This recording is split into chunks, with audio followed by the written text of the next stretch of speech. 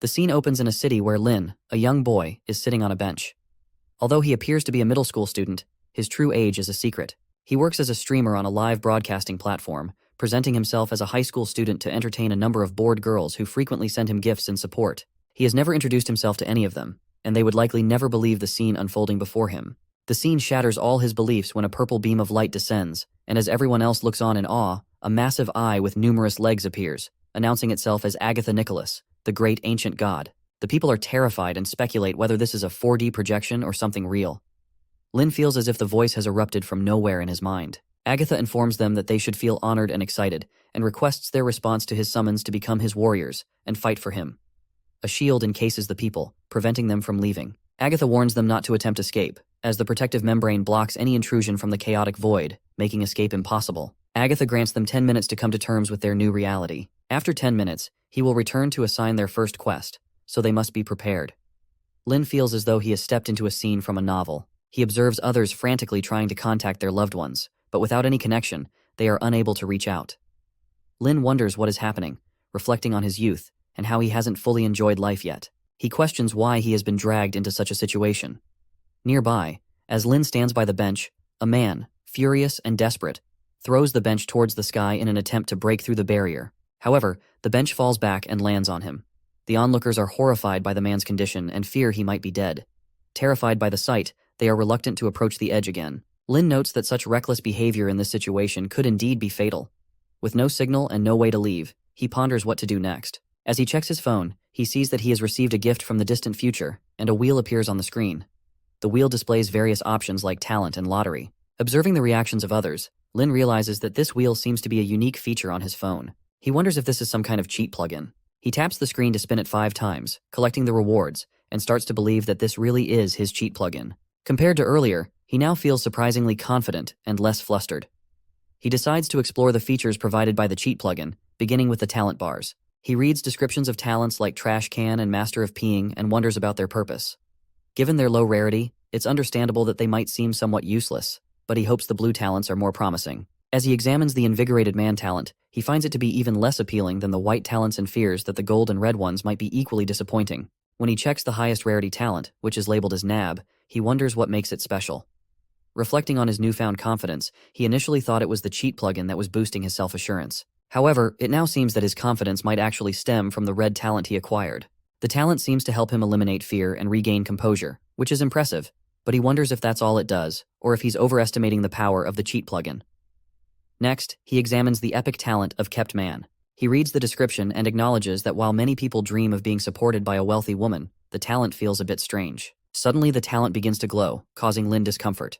He wonders why it feels so painful after reviewing all the talents. Despite this, he realizes he must endure the discomfort, as it's part of the cheat plugin. His head still aches, and his vision feels odd. Unexpectedly, he starts seeing profiles of the people around him, and he notices that these game-like interfaces weren't present before. He sees his own profile and understands that this is the real function of the game player talent. He decides to make the profile disappear, which it does, and he's relieved, as the constant presence of the interface could be irritating. He experiments with making it reappear and disappear a few times to become familiar with the function. He notices a woman and, upon reading her profile, finds it very practical. Initially, her profile shows her as neutral, but when she smiles at him, her profile updates to show her as friendly. He realizes that not only is the red game player talent affecting him, but the Kept Man talent is also having an effect. The lady approached Lin and asked if his parents were around. Although Lin looked young, he didn't expect to be mistaken for a lost child due to his youthful appearance. The lady remained alert and seemed uneasy, though she chose to care for him first, a gesture likely influenced by his Kept Man talent. She assured him that he need not worry, as she was not a bad person. Lin explained that he was an orphan. He thought that since this girl was kind-hearted and capable, and given that his cheat plugin didn't enhance his combat abilities, it would be best to get along with her. The girl was shocked to learn he was an orphan and apologized for her misunderstanding. Lin reassured her not to worry, as she was not the only one who had asked about his situation. He then inquired if they were trapped there. She guessed as much, confirming Agatha's declaration. She told him not to worry, as she was there to protect him. Lin thanked her, and, as she took his hand, she asked him his name and if he was in middle school. The MC introduced himself as Lin Hao and mentioned that she could call him Little Mouse, and he was actually in his first year of high school. Yun then noted that it seemed fate had brought them together, as her last name was also Lin. A man approached Yun, informing her that the current situation was still unclear, and that there might be dangers. He advised her not to wander around as she might get into trouble. Yun responded confidently, saying she had the skills to stay safe. Wei then asked who Lin was. Yun whispered to Wei that Lin was an orphan and a high school freshman, and surviving in this environment would be challenging for him. She urged Wei to help Lin. Wei replied that they could barely protect themselves and questioned why she wanted to help Lin.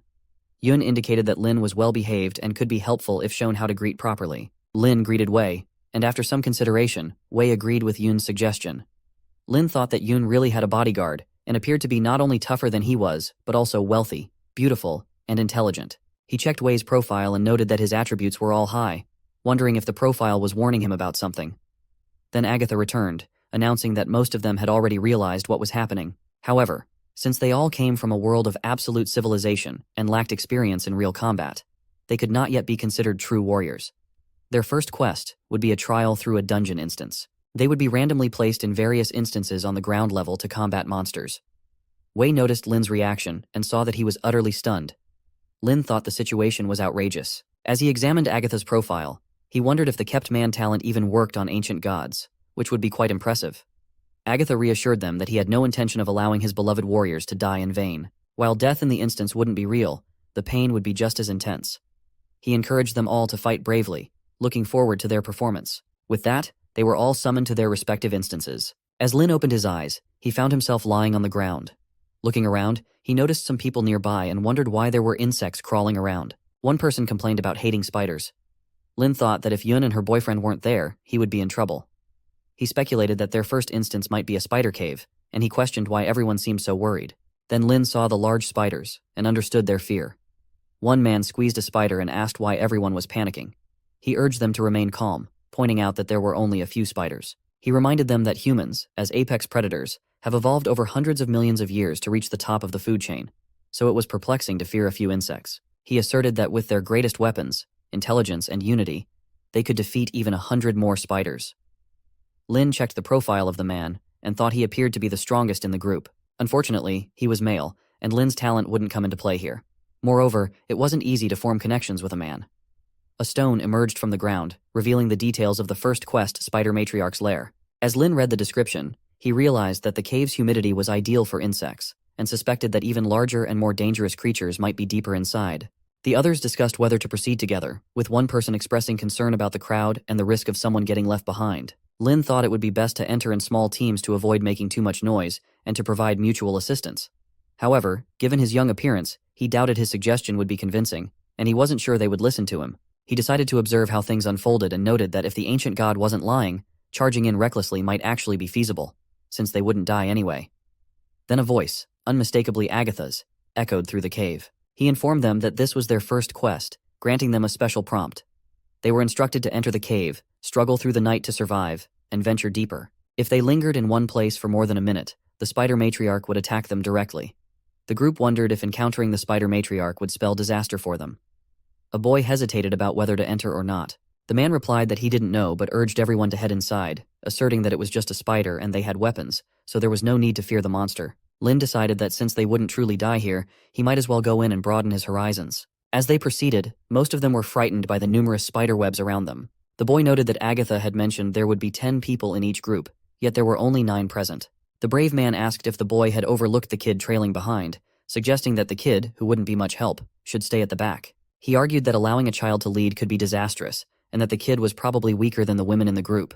The boy pointed out that Lin was standing too far back, and if the Spider Matriarch attacked, Lin would be the first to be eaten. The man questioned what was wrong, emphasizing that in life or death situations, they needed to use every trick in the book.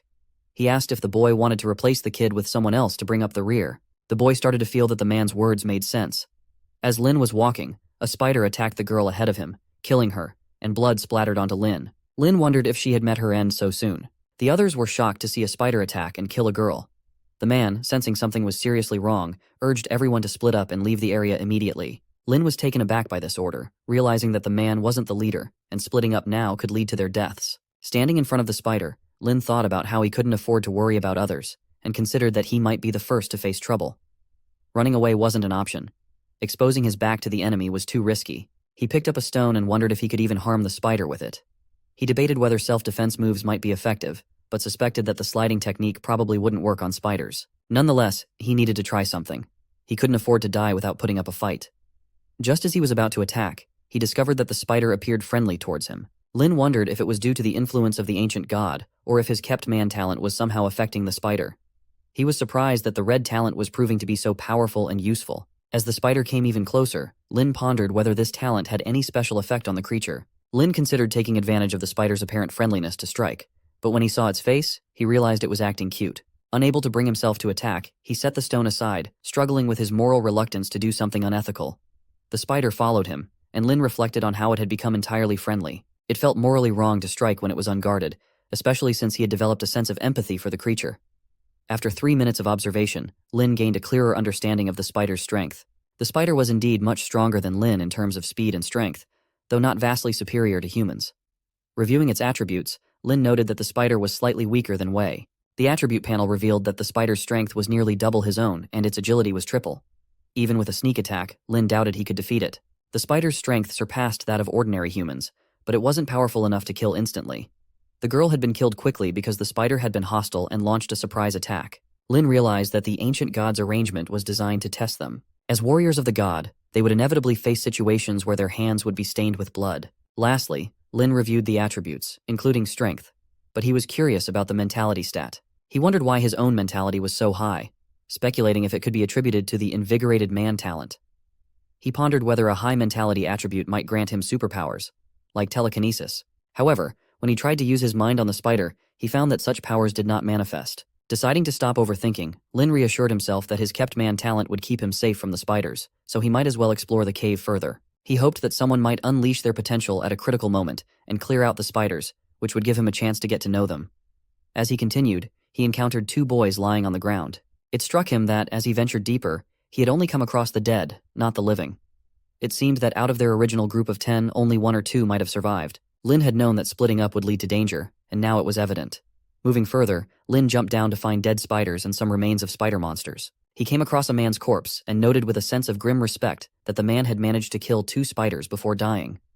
Looking back, Lin saw numerous spiders following him. He wondered if others might notice and be encouraged by his apparent lack of fear. The kept man talent was proving to be quite useful. As he marveled at the cave's vastness, he questioned if it was endless. Finally, Lin spotted a female spider sitting beside a treasure chest, with shimmering crystals adorning the walls around her. The lady spider stirred, grabbing her weapon as she awoke. Lin observed her profile and noted that she was also friendly toward him.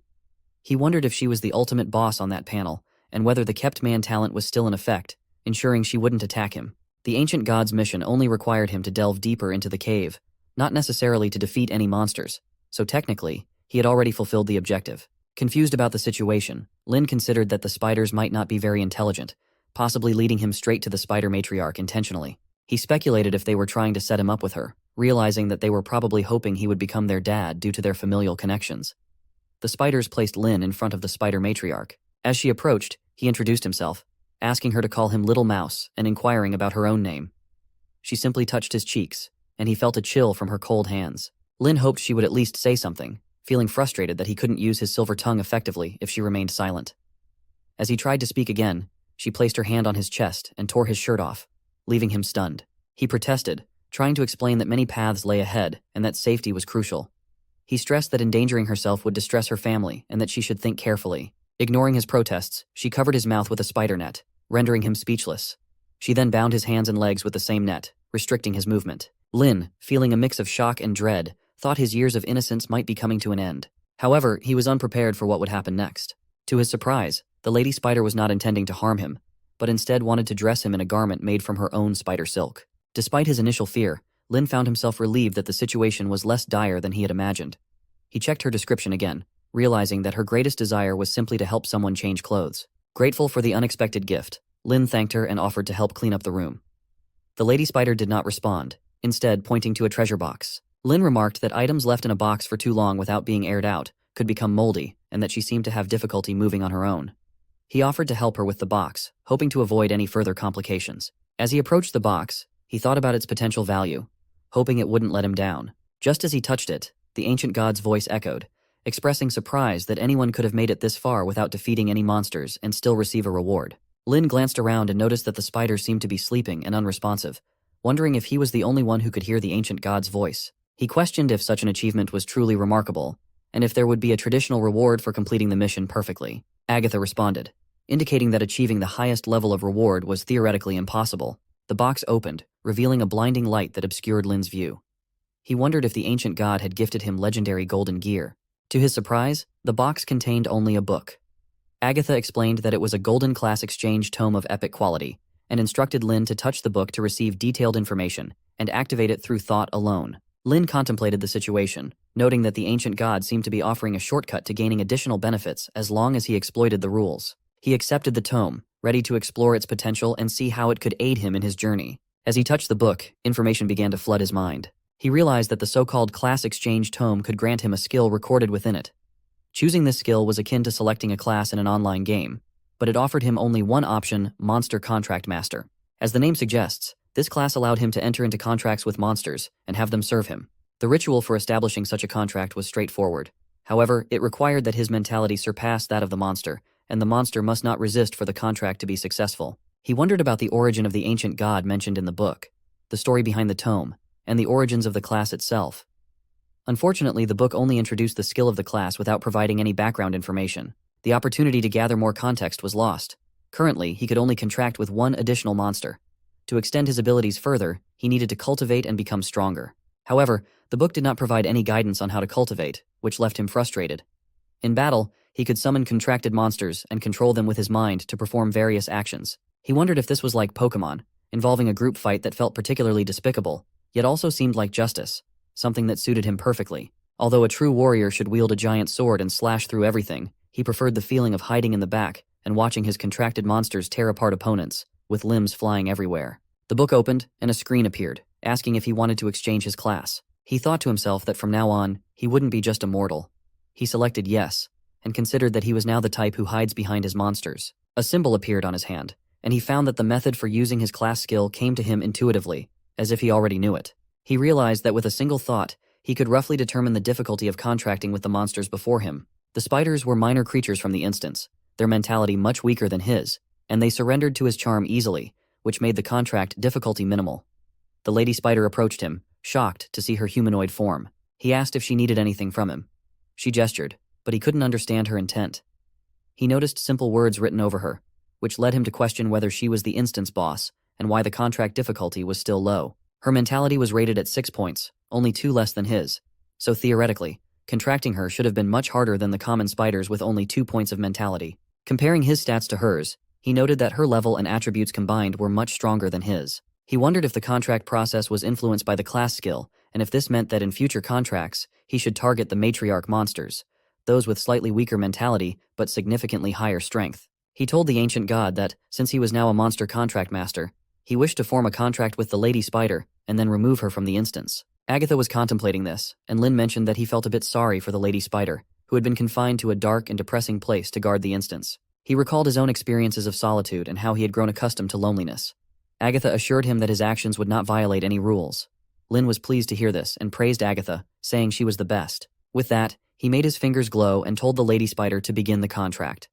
A magic circle appeared beneath him, and he thought that since there was an opportunity to contract an instance boss, it was a chance not to be missed. After all, it wouldn't hurt if the next instance featured monsters of the opposite gender. He reassured the lady spider that from now on, she would no longer be alone. He anticipated that she would help him in battles and contribute to his growth, envisioning a bright future for them both. He observed that the contract was successful when the lady spider was absorbed into his shadow. Once the contract was made, the monster's body hid within his shadow, making it easy to summon her with a single thought. Agatha informed him that the instance boss had disappeared, and that the instance would soon end, with everyone returning to the original area within a minute. Lin wondered if his contract with the instance boss had caused the instance to end early. Perhaps the ancient god's intent was to thoroughly explore the depths, and once that was accomplished, the instance concluded. He found this situation frustrating and lacked enough clues to form a solid judgment. Nevertheless, he noted that the spider matriarch's strength was rated at 13 points, more than double that of a Muay Thai expert, with agility 3 times greater. For now at least, no one should have an easier time completing the tasks than him. He could sense the spider matriarch's feelings, but she could not sense his thoughts, providing a one-way shield. Agatha announced that the instance was over and that teleportation had begun. As the people returned to their original locations, Agatha explained that the killing points of the monsters would be credited to their personal terminals. By simply thinking of their name, a blue light screen would appear in front of them. As a few people tried it, the screen indeed appeared. Agatha clarified that this was their personal terminal, which displayed information visible only to them, including their basic attributes, points, and task rankings. One man mentioned that he had earned 10 points and asked another person for their score. The second man replied that he had 11 points, which would be useful later. Lin looked around and noticed that he couldn't see the panels of anyone else. Agatha said they would have an hour to adapt or form teams to improve their chances of survival in the upcoming tasks. Lin decided to check his attributes and wondered why they seemed like a knockoff of his game player skills. He questioned whether Agatha respected intellectual property. Just then, Yoon approached and grabbed Lin's hand, asking about the instance he had entered. She was concerned about whether it was dangerous and if he had been hurt. As Lin began to respond, he heard the angry voice of the spider matriarch and wondered if she could still sense things in reality, even after being absorbed into the shadow. Theoretically, her favorability should not have dropped since she hadn't signed a contract with him. He questioned whether it was possible for any backlash or terrible consequences to occur, and if he had mysteriously lost the ability to give commands. He freed his hand and reassured Yoon that she should disregard what the ancient god said. He explained that the instance for the first mission was specially adjusted to prevent any casualties. Lin thought it was better not to anger the spider matriarch if there was no need to take risks. Yoon responded that she was simply worried sick. Lin mentioned that the instance was indeed frightening, and if he hadn't been thinking about how much Yoon needed his help, he might have been eliminated right from the start. He thought that having more friends meant more options, and since Yoon was so friendly and capable, he couldn't just give up on her easily. Yoon asked how many points he had acquired and revealed that she had earned 40 points. Lin replied that he hadn't checked yet, but when he did, he was shocked to see 0 points. He wondered if he had received no points for completing the tasks, only for killing enemies, and found it unfair. The points interface even had a ranking system. He questioned whether this was a rule meant to encourage competition and grumbled about the competitive nature of this world. He mused about what kind of ancient god could be so greedy and capitalist. He told Yoon that his points were 0 and his rank was 3051st. Yoon reassured him not to worry, explaining that he might have scored 0, but being ranked over 3,000 still placed him in the middle category, indicating that the ancient god recognized his efforts. Lin checked the list and saw that Yoon was ranked 12 or 14th, while Wei was ranked 10th, which surprised him. Yoon said she wouldn't discuss Wei further. Lin wondered if she had something else in mind. Yoon explained that she had come to find Lin because Wei not only achieved the 10th rank, but had also recruited many followers. In such a strange world, sticking together was essential for survival. She wanted Lin to join them, as Wei, being a skilled Muay Thai fighter, would make their group safer. Yoon grabbed his hand and urged him to join Wei and her, promising that he would be safe. Lin noted that while Wei's stats were only slightly higher than Yoon's, Wei had still accumulated so many points. Yoon mentioned that Wei had recruited several followers, suggesting he might have used some special tactics. Feeling frustrated, Lin considered that Yoon might not be able to save herself, and given how friendly she had always been towards him, he couldn't ignore the situation. He decided to go with her to check things out. Yoon led him to Wei, who was standing with 3 other boys. Wei addressed her as Miss and mentioned that it would be the last time he did so, stating that under the current circumstances, all previous identities and positions were irrelevant. In the instance, that well-dressed guy, who used to be a lawyer and was a high-class individual, ended up begging by his side like a dog. In that world, only strength was truly reliable. Yoon mentioned that she had noticed something was off about him during the instance. To earn more points for himself, he had driven old, weak women and children to lure spiders so he could kill more of them himself. Back then, Wei had said it was to perform better, and although Yoon disagreed, she had to accept his approach. Wei asked Yoon what exactly she wanted to do. He replied that he intended to use strength to gain more, and the 3 boys behind him were already prepared to follow him loyally. Wei then asked Yoon to become his ally. Under the ancient god, they would become the most capable subordinates, and with the skills demonstrated by the ancient god, they could surely gain benefits beyond their wildest dreams. She replied that she hadn't expected Wei to turn like that so suddenly. She wondered if men revealed their true nature once they were free from the constraints of rules. After all, they had been raised in a civilized society. Could they really embrace the brutal concept of survival of the fittest so easily after just a few hours? Lin took Yoon's hand and reassured her, saying it was unfortunate that a few people were so bad, but he promised he wouldn't turn out like that. He thought that Wei had become very arrogant and wasn't sure if Wei had always been like that and had hidden it well, or if Yoon had been too trusting. Wei checked Lin's points and found them to be 0. He sneered, calling Lin a loser who could only survive by leading women in society. He added that even in a civilized society, such vermin still clung to survival in a brutal world, and Lin had no value in that world. Yoon told Wei that he was going too far. Wei responded that it wasn't too far, but rather the reality of the situation. He acknowledged that Yoon's strength wasn't bad either, and with him, they could obtain better rewards. He criticized Yoon for being soft-hearted and bringing along a useless boy who only caused problems in completing the mission.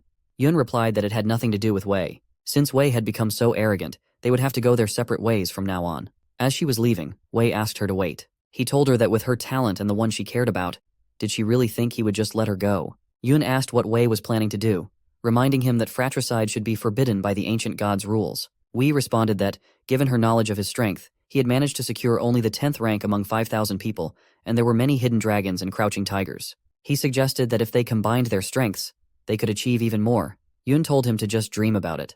While his offer might sound appealing, if she became useless, she would only become his stepping stone. She refused to team up with him. Wei insisted that it wasn't for her to decide. Even if fratricide was forbidden in the city, it didn't mean he couldn't do it. And once it was a done deal, she would have to obey him anyway. Yun was angered and accused him of having no shame. She started running with Lin, urging him to escape since Wei had gone mad. Once they reached the main streets, Wei wouldn't dare to take action. Wei taunted her, saying that if she were running alone, she might actually make it. But with Lin, a useless person who wouldn't even be able to leave, it was a different story.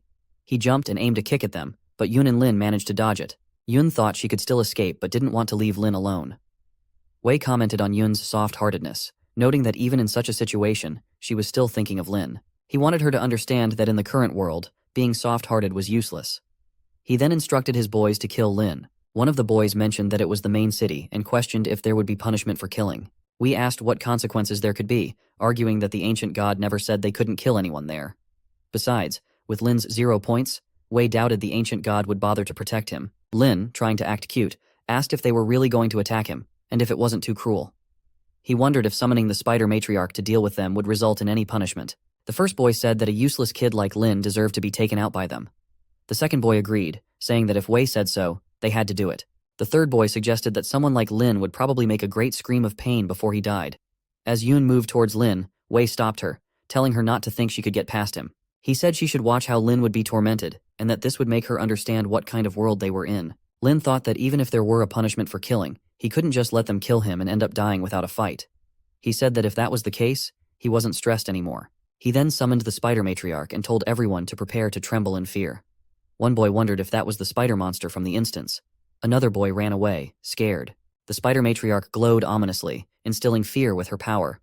Lin remarked that it looked like there would be no punishment, and ordered the spider matriarch to get rid of the minions. He vowed not to let Wei slip through his fingers. Wei wondered what was going on. Why was there a spider monster, and had that spider really helped Lin kill people? With its structure combining human and spider features, its speed and strength were far beyond those of common spider monsters in the instance. He knew he stood no chance against her level of power. Wei fell to his knees, admitting he must have been blind not to recognize Lin's strength. He begged for mercy, asking Lin to show him some. Lin noted Wei's adaptability, and recognized that he might be a formidable enemy. Wei tried to placate Lin, saying he wasn't a loser but a powerful individual. He begged Lin to disregard all he had said and let him go. Then Wei turned to Yun, referring to her as Miss. He reminisced about how he had been by her side for years, catching thieves and even carrying her bags.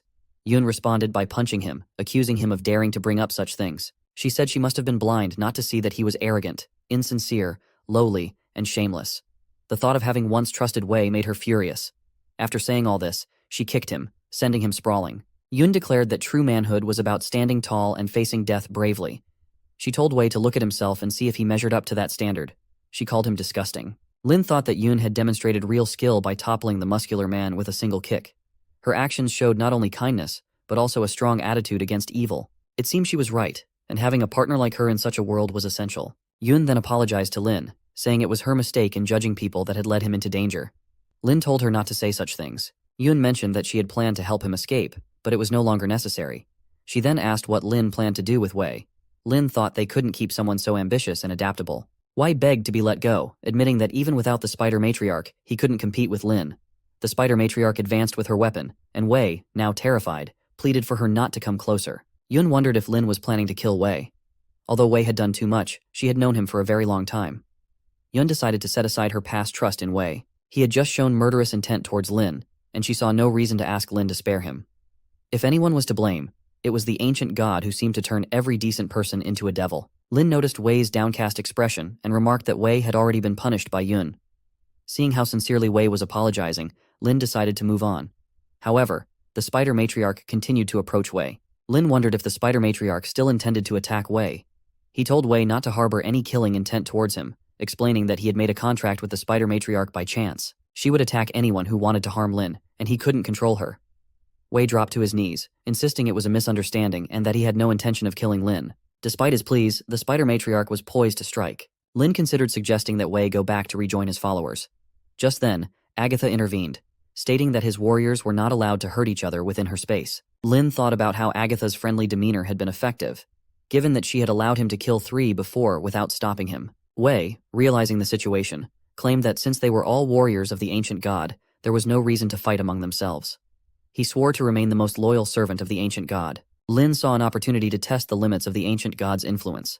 The spider matriarch rushed to attack Wei, and Lin pretended to plead for her to stop, while actually hoping she would kill Wei. Agatha once again asked the spider matriarch to halt, but the matriarch didn't relent immediately, causing Wei to wet himself in fear. Wei was bewildered by how the spider matriarch could be so bold, despite the presence of the ancient god. We reported to Agatha that Lin had committed acts of violence against warriors of the ancient god, even killing 3 in a row.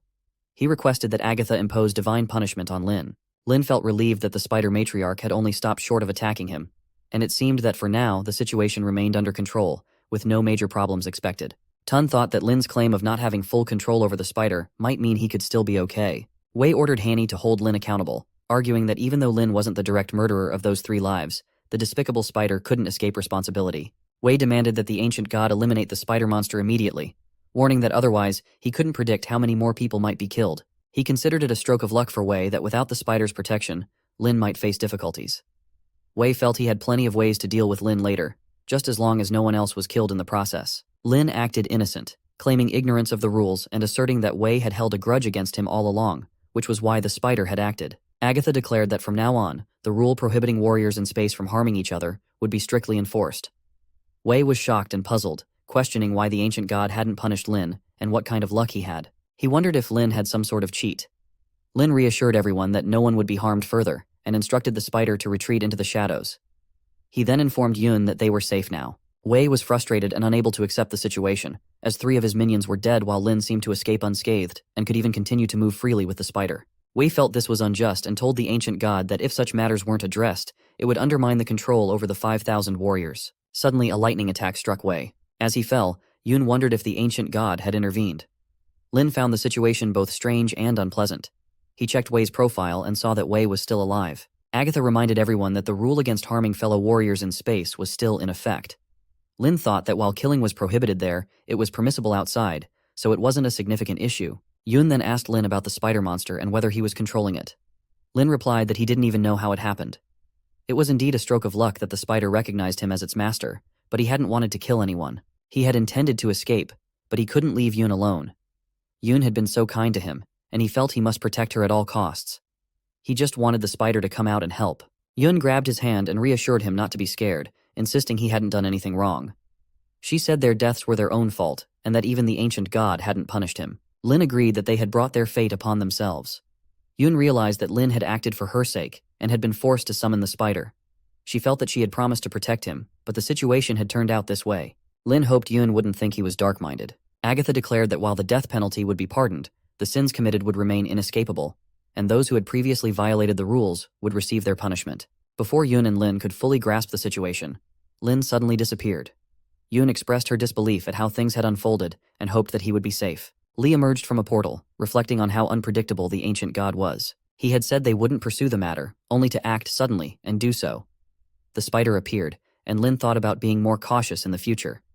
Although his body felt fine, he was puzzled by the situation. He coughed and told the spider that she had endured a lot, staying with him through all that time. He couldn't imagine what he would have done without her. The spider seemed pleased to hear this. Lin wondered where he was and where Yun had gone. When the spider heard Yun's name, she didn't seem comfortable. Lin then heard Agatha's voice announcing to the warriors that before introducing their first official mission, she had one more important thing to share, so they should pay close attention. Lin found himself among the other warriors. Agatha explained that they had all used the ancient god panel feature and discovered the existence of instance points. Instance points essentially evaluated their performance in each instance. The way points were calculated varied with each mission. For example, the newbie mission only counted the number of monsters they killed, and points were almost solely based on that. In the space, the concept of money no longer existed. To obtain anything, they had to pay with an equivalent amount of points, whether it was for common, essential, or unique and hard-to-find items. Everything could be redeemed with points. Observing that humans were social creatures who preferred and excelled at working together, Agatha had set up a system where points could be transferred between individuals, activated by thought confirmation. She hoped they would make good use of this feature. One man remarked that it was great they could stay together. Agatha continued, explaining that the building, including the shopping space she had set up, was their permanent headquarters. This place would serve as their residence, supply station, and starting point for each mission. During mission hours, no outside objects were allowed in the area. However, it was important to remember that potential dangers still existed. For their upcoming mission, they would be venturing into one of the myriad realms, an unknown world. The world, and indeed all the worlds they would encounter from now on, would be entirely different from anything they had seen before. This difference extended not only to the types of life present, but also to their strength, forms, and the fundamental laws that constituted the world. Agatha explained where they would begin their journey, and that they had 2 Earth months to delve deeper, gathering more information about the world. The phase points would be divided into exploration and hunting categories. After surviving for a certain period, everyone would also receive basic survival points. Those who failed to earn any exploration or hunting points within 48 hours would be eliminated. Some people were shocked by this announcement. Agatha continued, stating that in this world, there would be no such thing as coming back from the dead. All experiences there would be real and irreversible. She assured them that she wouldn't send her beloved warriors to their deaths without preparation, so she granted them 3 hours to rest and regroup. Once the time was up, the barrier outside would open, and the mission would officially begin. The group entered a building and discovered a portal. Agatha advised them to use the time to rest or enjoy their rare leisure moments. A boy wondered what useful items could be found in the gear section's spatial portal. A large, burly man mentioned he was familiar with the routine and wanted to exchange points for the primordial chaos and sky-opening hand grenade. Lin thought that it was the same old points mall system. Unfortunately, he had no points at all, which meant he couldn't exchange for anything. Unlike the spider's list, death was a real possibility in this world if they weren't careful, and without any points, he felt a lack of confidence. He noticed Wei sitting nearby, tending to his hand. Lin considered that he should keep a backup plan. If he ran out of points, he could always have someone else help him. As Wei got up to leave, the spider appeared again. Lin told Wei to relax, saying he just wanted to discuss what had happened. Wei insisted he wasn't nervous at all, though he admitted that the earlier situation had unsettled him. He recalled the ancient god's rule that Lin wouldn't harm him. Lin asked if that was really the case, then used the spider's web to pin Wei against the wall. Wei was shocked and asked what Lin was trying to do, suggesting they talk it out and negotiate. He thought that Lin had figured out his predicament. Despite not harming Wei, he could still be eliminated by the ancient god if trapped there. We proposed that since he didn't have any other advantages at the moment except for a lot of points, and Lin happened to need points, he would contribute some as an apology. Lin replied that while that wasn't his original intention, Wei's suggestion was quite reasonable. He acknowledged that Wei had accurately guessed his needs. Lin proposed that Wei give all his points to him, suggesting that this would settle their previous issue. Wei was shocked by the request, and wondered if Lin was really intending to rob him. He countered that he could give a maximum of 5 points, as he needed to preserve his own life. He argued that if Lin took all his points, he might even resort to killing Lin, leaving no one with points to use. As the spider used her silk to measure Wei, Lin sensed that Wei was trying to act tough and suspected he might be bluffing. Lin told Wei that it wasn't that he didn't want to let Wei go. Rather, it was because the spider was interested in him. Not providing Lin with enough points meant he couldn't obtain the gear needed to manage the spider, which could lead to trouble for Wei. He asked if Wei had noticed that the spider was measuring him with her silk, preparing to turn him into a living doll. It was in the nature of spider monsters to transform their enemies into living puppets and control them as they pleased. Furthermore, the ancient god might not care about such transformations, as the puppets created by spider monsters were still alive, not dead. If not for Lin's intervention to suppress the spider, she would have acted immediately, and no one would have heard Wei's screams or pleas. Even if Lin wanted to help Wei, it would require a substantial amount of points. The spider monsters began weaving a dress from her silk, and Wei, terrified at the thought of wearing it, called out to Lin. He warned that if Lin took all his points, Wei would not survive either and would kill himself, meaning Lin would end up with nothing. Wei offered 80 points to Lin, but no more than that. Lin agreed to the 80 points. Wei was freed and, as he transferred the points, Lin was asked to confirm his choice. Lin selected yes, and the 80 points were transferred to him. Lin examined the items available for purchase, noting a wide array of medicinal supplies, armor, weapons, books, and potions for energy. He observed that people were scrambling over the cheap gear, which looked subpar, mostly white and blue quality items with limited utility. He wondered why there was such a rush for these seemingly insignificant items. With the ancient god offering unlimited gear exchanges, he questioned why anyone would spend their points on items whose usefulness was uncertain. Lin considered himself the wiser one. He had swapped out a watch for gear he might need during explorations, as long as he had enough points. It was like a temporary magic pocket, allowing up to 5 exchanges, which should be sufficient for 1 exploration. With the supply issue resolved, his next focus was on boosting his own strength. According to the section descriptions, he decided to start with the potion and tome sections. In the tome section, Lin noted that he had already obtained a class exchange tome earlier.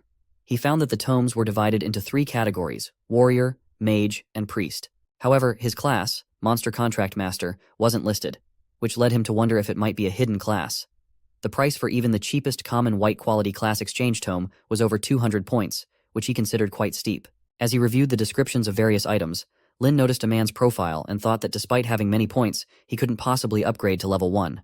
This seemed illogical to him. Besides the skill books available in the store, he speculated that there must be other methods to enhance attributes, likely found in treasure chests from completing special tasks. His class skill involved controlling monsters weaker than himself through contracts, and the Charmed Man skill allowed him to charm individuals stronger than himself. He decided that he should primarily focus on improving his mental capabilities while avoiding enhancements to other attributes, in order to maintain a seemingly weak but highly strategic mental state. Lin decided to spend 20 points to exchange for a level 0 white quality mentality training technique. Although it was not of high quality, it provided a small boost that he needed. He could already feel its effects, faint as they were, and sensed that his mentality was indeed being trained. Some yoga-like poses came to mind, and he realized that actively meditating could enhance the training effect. Then Jung approached Lin, presenting his business card. Lin discovered that Jung was a real estate agent who had become involved in the game of the ancient gods, but was still clinging to his old job. Jung explained that it was an old habit and clarified that he was there to invite Lin to join his team. He emphasized that working together would increase their chances of survival, as the ancient god had decreed that death on the mission was final. Lin was considering the advantages of teaming up, but Jung's offer was interrupted by Lu. Lu arrived and asked Jung to leave Lin alone, noting that Jung should see that Lin wasn't interested in joining his team. Jen stepped back and acknowledged Lu, expressing his willingness to withdraw if that was the case. Lin thought about how there was no established social order in this world, and that anyone could become an enemy based on interests or other reasons. Jung left, but before doing so, he suggested that they might collaborate in the future. Lin thanked Lu for his help. Lu responded that it was no big deal. Lin wondered if Lu was the one who ranked 5th in points and checked Lu's profile. Lu introduced himself and inquired about Lin. Lin introduced himself as well and noted that his attributes were being evaluated by monsters.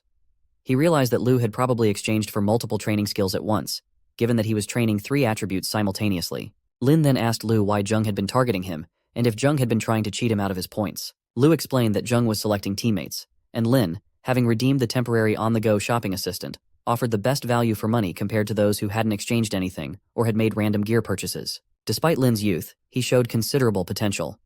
Lu's team, which had more than 50 members, was the strongest in terms of overall strength, and Lu was seeking someone with leadership potential to help lead the team. He invited Lin to join if he was interested. Lin thought about how he had once relied on the strong because he was weak, but now with the Spider Lady, going solo and grinding points didn't seem worse than teaming up with weaklings. He thanked Lu for his offer but said he needed to discuss it with Yoon first. Lu mentioned that Lin could have a spot as an officer in his team.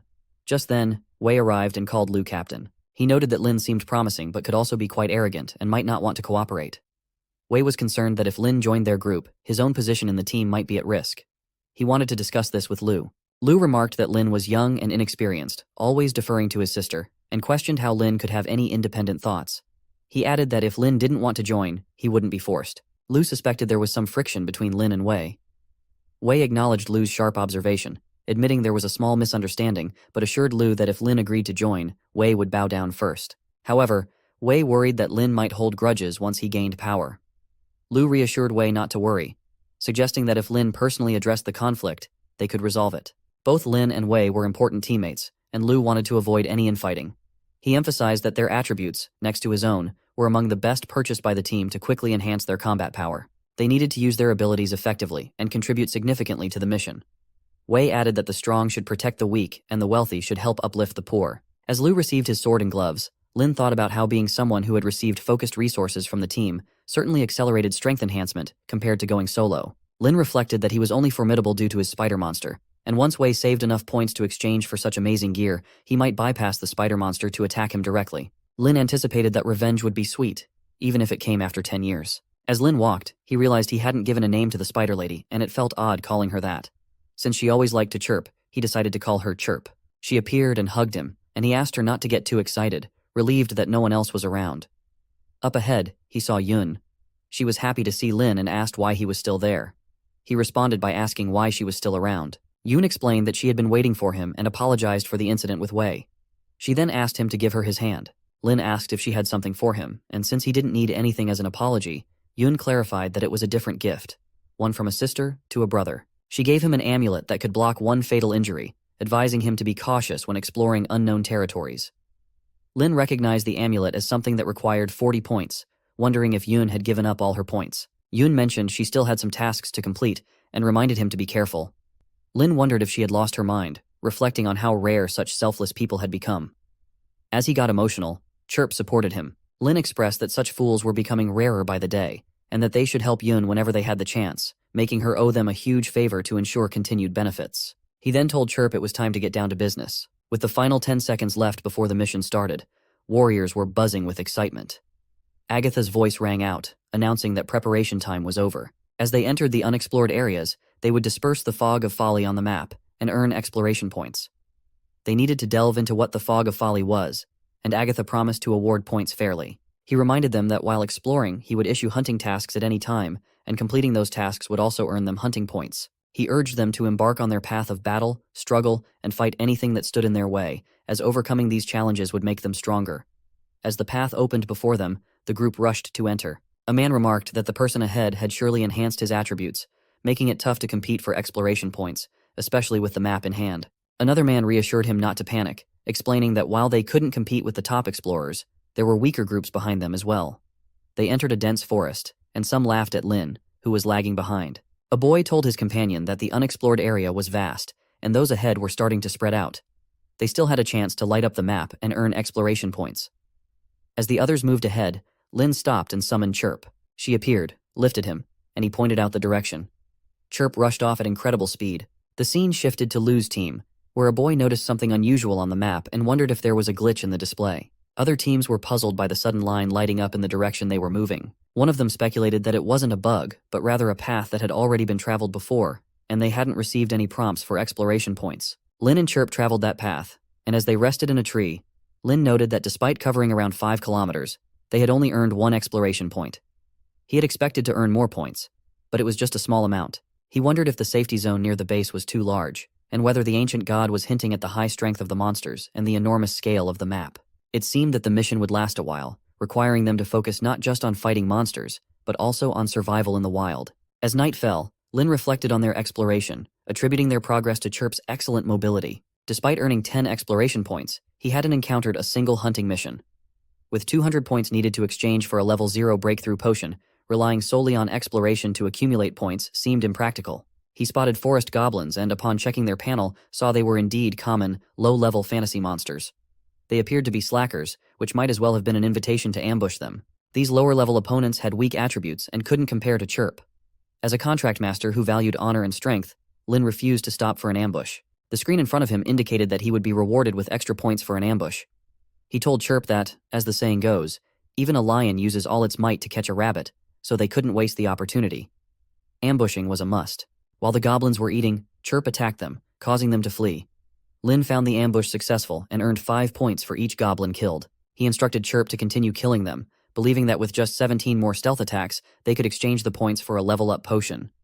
Chirp kept ambushing the goblins, and Lin was accumulating points. He heard the sound of more goblins arriving to confront Chirp. Although he suspected that the horn sound was a call for help, the reinforcements arrived quickly, some armed with weapons. Checking their attributes, Lin found that these goblins were stronger than the previous ones. He thought the prompt was annoying, but accurate. The stronger goblins could potentially pose a threat to Chirp. He needed to retreat, but if he descended from the tree, he would become a moving target. Allowing Chirp to carry him would make them both bigger targets, increasing their risk. He decided that Chirp should lead the goblins away while he found a safe spot to summon her back. The number of forest goblins attracted by the horn was uncertain, making the plan risky. Lin wondered if he had stirred up a hornet's nest of forest goblins, and why so many specialized goblins, including skilled scouts, were appearing. He used the shopping assistant to recommend gear for a safe retreat. 2 items were suggested: a hidden mist smoke pot and a one-time teleportation scroll. Lin noted that while the mist could be useful, Chirp could navigate through it using her spider silk sense, making the teleportation scroll a better choice for retreat. He purchased the scroll and activated it, instructing Chirp to hold on for another 10 seconds. Though the scroll's teleportation was random and unpredictable, it was invaluable in their current situation. With 2 points earned, Lin felt content. The teleportation began, and both Chirp and Lin were transported away from the area. Chirp hugged him from behind, and Lin realized that she had been teleported along with him. Her actions suggested she was trying to communicate something, and he understood that she had been automatically summoned back to his side due to the distance. Lin appreciated the convenience, as it saved him the effort of summoning her himself. It was always better to stay together, and a wise person knows when to avoid unnecessary losses. There was no shame in retreating if it was the smart choice. Fortunately, their retreat was timely. Chirp had only sustained superficial injuries, which did not affect her combat effectiveness. He told Chirp that while a man's revenge might take a long time, a spider's revenge could be swifter, and he already knew how to get back at their enemies. They decided to first check the map to see where they had been randomly teleported. Upon examining the map, Lin found it peculiar. The area where he had encountered the forest goblins was still shrouded in darkness. He wondered if there was additional time required to illuminate the map through exploration. When the ancient god had announced the rules, he mentioned that exploration points were awarded based on certain standards, but he hadn't specified what those standards were. It was possible that illuminating the map also depended on some unstated criteria. Lin mused that, true to the nature of an ancient god, there must be an unfathomable reasoning behind this. He pondered who would have thought that such a powerful being would be bound by unknown laws and tricks. He instructed Chirp to explore in the direction ahead. As they proceeded, Lin spotted a goblin camp with a watchtower. The main force of the forest goblins had been drawn out, leaving their defenses vulnerable. It seemed like the perfect opportunity to raid their lair. Lin, being kind-hearted, believed in not letting revenge wait overnight. The screen displayed a new mission, and Lin noted that it suited him perfectly. He had planned to spend some points on a significant move anyway, and now he could exact revenge and earn points simultaneously. He recalled that there had been hundreds of forest goblin soldiers previously, coming from different directions, and the current base did not appear large enough to accommodate so many goblins. Clearly, there were other bases. Lin had plenty of bombs with him and remarked that with their use, even the basic gear could prove useful. He told Chirp that her agility was unmatched and that she needed to fully utilize her speed advantage. He then explained the plan for setting fires using the firebombs they had. They threw the firebombs to burn down the goblin bases. The next day, Lin reported that he had burned down 5 goblin bases in one go, earning 30 points after subtracting the cost of the fire glue.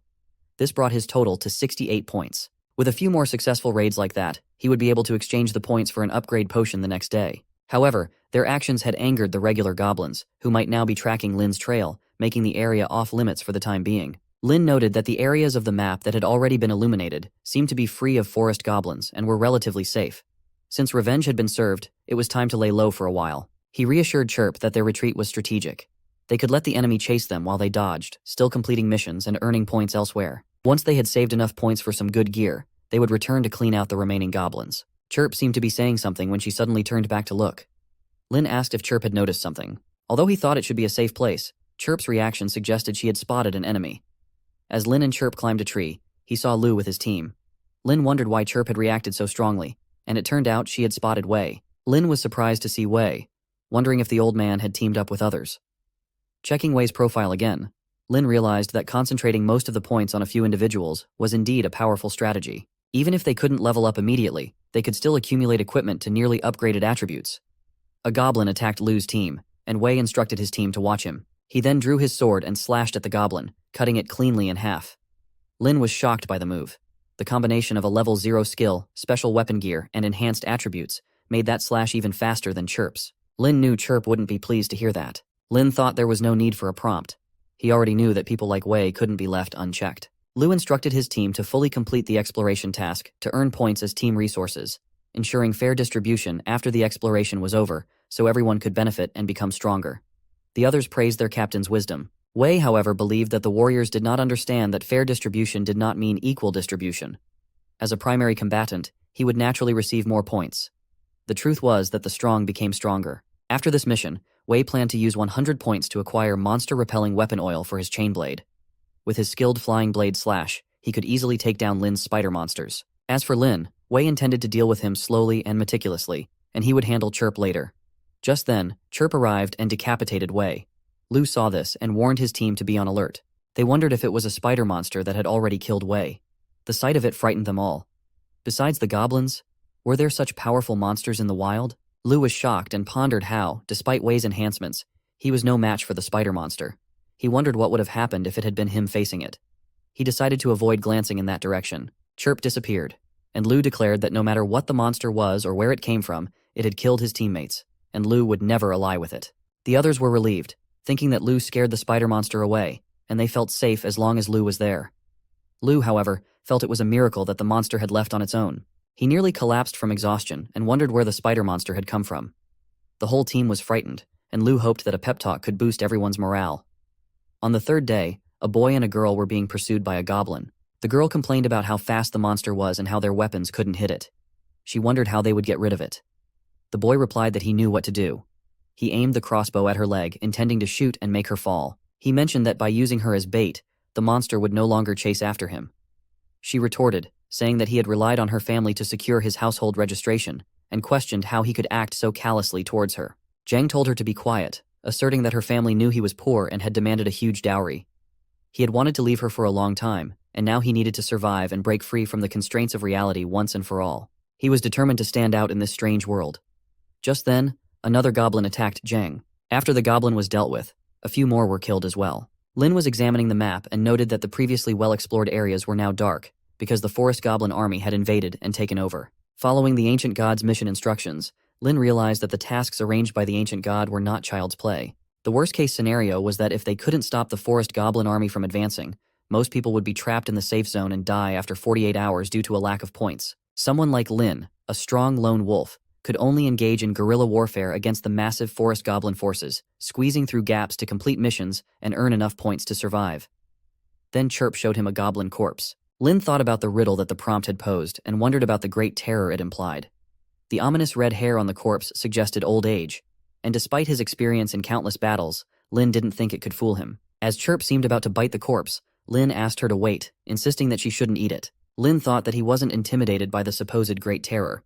It was all just psychological. After forming a contract with Chirp, he didn't need to eat as long as he provided her with magic power. Thus, surviving in the wild only required him to feed himself. He had hoped to find wild animals or fruits in the forest, but it was overrun with goblins. Having already finished the bread he brought with him, Lin contacted the shopping assistant for suggestions on wilderness survival food. The assistant suggested dragon liver and other expensive items, but Lin asked to narrow the options down to something under 5 points, as the more affordable choices would be better for his budget. He ended up purchasing a few items, realizing that saving up 30 points for around 2 months of survival food was challenging. He was eager to advance to the next stage, and recalled that he still had one seemingly useless skill. Nearby, other boys were eating their rations. One boy complained about the pill costing 5 points, which he had spent all his points on after finally earning some. The second boy added that the pills made him nauseous, and if the food didn't spoil so quickly, he would be reluctant to spend points on such items for an outing. They then looked at Lin, questioning why he was eating grass and whether he had no points to exchange for better food. Lin, eating the grass, thought that his seemingly useless skill could actually be quite handy. Surprisingly, he found the grass delicious and was able to digest it easily. He continued eating a lot of grass, which annoyed the first boy who commented on Lin's enjoyment of tree bark and grass roots. The second boy wondered what it took to complete such a peculiar task. Meanwhile, Lin and Chirp were capturing goblins and increasing their points. He felt that his vigilance and monitoring of the goblins' movements had paid off, as he found the perfect moment to set up an ambush. He instructed Chirp to lay spiderweb traps to restrict the movements of the forest goblin group. Lin noted that the regular forest goblin soldiers were quite formidable, displaying excellent coordination in battle. It took Chirp considerable effort to defeat them, and even then, she sustained some injuries. As she approached him, injured, he reassured her that these minor wounds were inconsequential and tasked her with cleaning up the battlefield. Reviewing Chirp's profile, Lin realized that, even at level 1, it was challenging for her to dominate and maintain an advantage. He identified 2 options: either attract more monsters as helpers, or enhance her strength. It was also uncertain which class skills would be unlocked upon leveling up. Lin had managed to save up to 300 points, but his mental attributes still hadn't reached their full potential. He believed the meditation he'd been practicing in his free time was paying off, as his mentality had now reached its limits, and he was ready to use the upgrade potion. With only 3 purchase quotas left in the mobile store, it would be wasteful to use them all at once. Despite the upcoming 5-day journey, Chirp could carry him back in half a day, so he decided it was time to level up. Chirp was being happy to carry him. At the store, Lin noted that, since it was a quiet time with no other customers around, Chirp didn't need to be concealed. He exchanged 200 points for a level 0 upgrade potion, ensuring that every drop of the essence was used efficiently. After drinking it in one gulp, he immediately felt a peculiar change. His thinking speed increased, his gaze sharpened, and he became more attuned to his surroundings. He could even sense Chirp's mood, which was one of boredom, as she longed to continue fighting goblins. Overall, the upgrade improved his mix of abilities, such as perception and intuition. Most importantly, the skill points gained from leveling up could now be used to enhance his class skills or unlock new ones. Lin considered whether to improve his monster contract technique or acquire a new skill. Lin considered that upgrading his contract technique to allow for multiple monster contracts was appealing, but finding a powerful matriarch monster like the spider on short notice was unlikely. Since the goblins were no match for the spider, he decided it might be better to focus on a class skill instead. The boost in morale from level 0 was helpful, but Lin knew that enhancing his class skill, which was related to forming contracts with monsters, could make a significant difference in crucial moments. He reasoned that while the spider matriarch's attributes might not improve much in the future, the enhanced class skills would help maintain her strength. Once they reached higher levels, level 0 mentality training would no longer suffice, so it was time to start using level 1 mentality training. With 100 points left, Lin decided to spend 60 points on a blue quality training technique, expecting it to be of excellent quality. The automatic training from the blue quality technique proved to be much faster and more efficient compared to the white quality common technique. Considering the remaining points, Lin thought about exchanging them for additional gear. He also wanted to boost Chirp's mood, so he suggested that they continue fighting goblins. Chirp's excitement at the prospect of more battles was evident, and she happily agreed to press on. They both killed a few goblins, and Lin mentioned that the first thing to do after leveling up was to experiment with their newfound strength by testing it on a goblin. Since goblins usually move in groups, a chaotic brawl wouldn't be suitable for him to test his skills.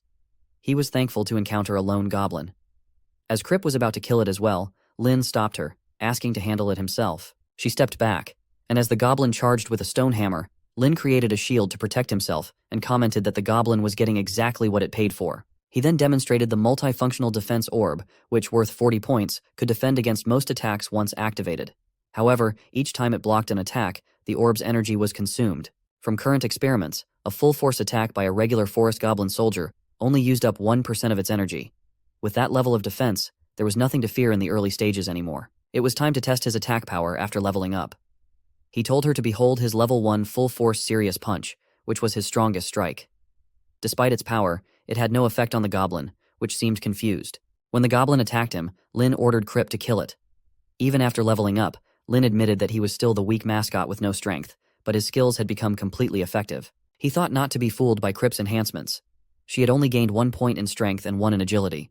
However, the improvement was significant. Originally, a frontal attack on the forest goblin squad would have led to a deadlock, but now, with the enhancements, a massacre could be initiated. His best route to becoming stronger was to focus on mentality, as it cost the fewest points to upgrade and was highly efficient. Relying on the blue excellent quality training technique could only increase mentality by 4 points, and for more, he might have to depend on random gear from treasure chests. However, getting tasks that reward treasure chests was a rare opportunity, so he needed to trigger as many quests as possible. Lin noted that although Chirp still struggled against grouped goblins and had even suffered losses before, boosting her morale at critical moments could help turn the tide and seek revenge. Chirp responded not to underestimate her because of her background. The scene shifts to a family terrified by a goblin that had killed a man. The daughter tells her mother that she won't go any further and begs her to leave her behind. The mother refuses, insisting that they will either die together or survive together. As the goblins prepare to attack them, Chirp arrives and kills the goblin. The woman wonders if this spider is the same one from earlier, questioning why it is helping them. The scene then shifts to Lu and his team, who are hiding behind bushes. Lu mentions that there is a goblin stronghold ahead, and, after days of preparation, it is now the perfect time to strike. He instructs everyone to get ready. They hear sounds from the stronghold, and Lu wonders about the nature of the noise and whether there is a battle occurring.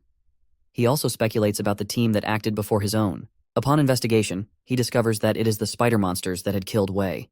He warns his teammates to be cautious and avoid exposing themselves. He reflects on how the spider monsters had been incredibly strong the last time they faced them, and despite his team's significant growth, they might still struggle to defeat them. The monster had already killed Wei without reason, viewing humans as enemies. It is currently attacking the goblins, but they must avoid being discovered by it. As Chirp kills the remaining goblins, she teleports away. A boy asks Lu about the origin of the monster that massacred the forest goblins. Lu replies that if he's not mistaken, it's likely a special elite monster arranged by the ancient god. They are no match for it at the moment, so if they encounter it, they must avoid it at all costs. He realizes that his team seems disheartened and decides to offer encouragement. He tells them not to be discouraged, and once they are strong enough, they might consider challenging such elite monsters. Defeating them would be extremely difficult, but the rewards would be substantial. Meanwhile, many warriors witness Chirp killing numerous goblins. Some are grateful and believe this is the work of the ancient god, while others are frustrated that Chirp has killed all the goblins. Half of the month had already passed in exploration, and a significant portion of the area had been covered. Lin, reflecting on their progress while sitting, considered their efforts. Despite being outnumbered by forest goblins and inevitably sustaining injuries, Chirp needed points for spent on healing gear. The rewards were substantial, and Lin had saved another 60 points. He discovered that after leveling up, Chirp now operated within a range of 500 meters from Lin's maximum distance. Unfortunately, the morale boost had a range limit, so Lin would need to stay close behind Chirp to be ready to support her with skills at any time. Lin had just received a treasure chest as a reward for killing 10 goblins within a minute. He remarked that he hadn't expected that diligently killing monsters and completing tasks would trigger an achievement reward. Curious, he decided to see what was inside the chest. When he tapped on it, the screen indicated that he wouldn't be able to open it. Lin wondered if there were location restrictions for opening the treasure chest, and if they would need to wait for a specific time. The screen then showed that Lin's infamous reputation had spread among the nearby goblin tribes. Under the call of the forest goblin shaman, a united army was being formed to hunt Lin down. Lin speculated that if the previous forest goblin squad had about 10 members, the formation of a new team might indicate something significant was coming his way. The scene shifts to the 18th night of exploration, where, in a goblin base, a masked individual was glowing with power. A goblin was kneeling in front of the masked figure. A spear was emitting an effect that caused the goblins to gather. The scene shifts to the 23rd day of exploration, where Lin reflects on the situation. Despite knowing that something big was coming, he decides to lay low for a while. Krip's strength had improved significantly, and although Lin had exchanged some useful gear, he felt frustrated hiding his own talents. Seeing Krip ready, he told her that while they could disdain the enemy strategically, they must take them seriously tactically. Thus, he had refrained from exploring in the last 2 days, opting instead to look for a suitable ambush spot nearby, and he had indeed found one. Standing in front of a destroyed base, Lin noted that it appeared to be an abandoned tribe with crumbling stone walls. With Krip's spider silk, it was ideal for setting traps. After preparing the traps, Lin cleared the goblins in the area but intentionally allowed a few to escape. The goblin army, receiving this message, would likely head straight for the ambush site. Once the spider matriarch had finished creating her webs, she gained the ability to sense intruders within a 300-meter radius after upgrading. This way, Lin could be alerted as soon as the goblin army approached and avoid being ambushed. He had also prepared a teleport scroll worth 5 points each, capable of transporting him back to his base in 5 seconds. This was much more effective than the previous scrolls for making a quick getaway. In case the army proved stronger than he anticipated, he had a backup plan. As Lin saw Krip becoming alert, he wondered if the army was approaching and was eager to see the power of the combined forces targeting him. He hid and observed as a large group of different goblins arrived. He recognized them as a group of level 1 cavalry with unusual mounts and realized the situation was critical. It was time to use the boost morale skill. Krip engaged the goblins, and Lin thought that with Krip's enhancements, as long as she wasn't completely surrounded, there would be no danger. The home ground that Lin had prepared in advance was proving effective, and the enemy forces had fallen deeply into the trap. As the goblins were caught in the districted pillars, Lin instructed Krip to use the trap. The goblins were bewildered, and Krip began to eliminate them. Lin was pleased with their progress, but noticed that the task was not showing as completed. Suddenly, a goblin appeared behind Krip, preparing to attack her. Lin quickly teleported Krip near himself, saving her from the goblin's strike. As the goblin turned invisible, Lin grabbed his scroll and realized he couldn't understand what the goblin was saying, which seemed to be some kind of taunt about death. Lin, unsure how to deal with the situation, activated the teleport skill. With the goblin closing in, Lin and Krip teleported away just in time. They arrived at the player base, and Lin commented that the teleport scrolls had been worth their cost. He had set the destination to a place where no one was around and didn't expect to end up in such a situation. Hearing some noise, he told Krip that someone was coming and asked her to hide behind him. Since the player base was known for attracting attention due to her high profile in snatching monster kills, other players might cause trouble if they found her. Krip quickly concealed herself in Lin's shadow. As a man passed by, Lin reflected on the tough goblin shaman they had encountered. He knew they needed to figure out how to become stronger, but first needed to find a secluded spot to open the chest. He noticed some warriors returning from their exploration. One boy mentioned that they had successfully completed a mission and had the chance to exchange for some impressive weapons. Lin saw Lu's team and thought about how Lu managed to exploit his teammates while keeping them loyally under his control. If not for the panel prompt revealing Lu's scheming nature, Lin might have been deceived by him as well. Continuing his walk, Lin saw many injured individuals. A boy approached Lin, boasting about his substantial properties in reality, including 400 boxes of cash, which he promised to give Lin once they returned, along with securing Lin a high rank. However, he requested Lin's points in exchange. Lin ignored him, thinking that despite their exploration and hunting, some players were still fixated on their real-world wealth and power. It was no wonder they ended up in such a state. Lin entered a street, ensuring that no one was following him. With Wei dead, no one else cared about him, so it was the perfect time to open the chest. He hoped for something that would boost his combat power, ideally gear that enhanced his mentality attributes. Reaching level 2 might enable him to take down the shaman goblin with Krip. As he opened the chest, Lin noted that the ancient god categorized gear from low to high as white, blue, purple, gold, and red ranks. The store only sold up to blue excellent quality gear, and Lin wondered if he might receive a purple rare quality item.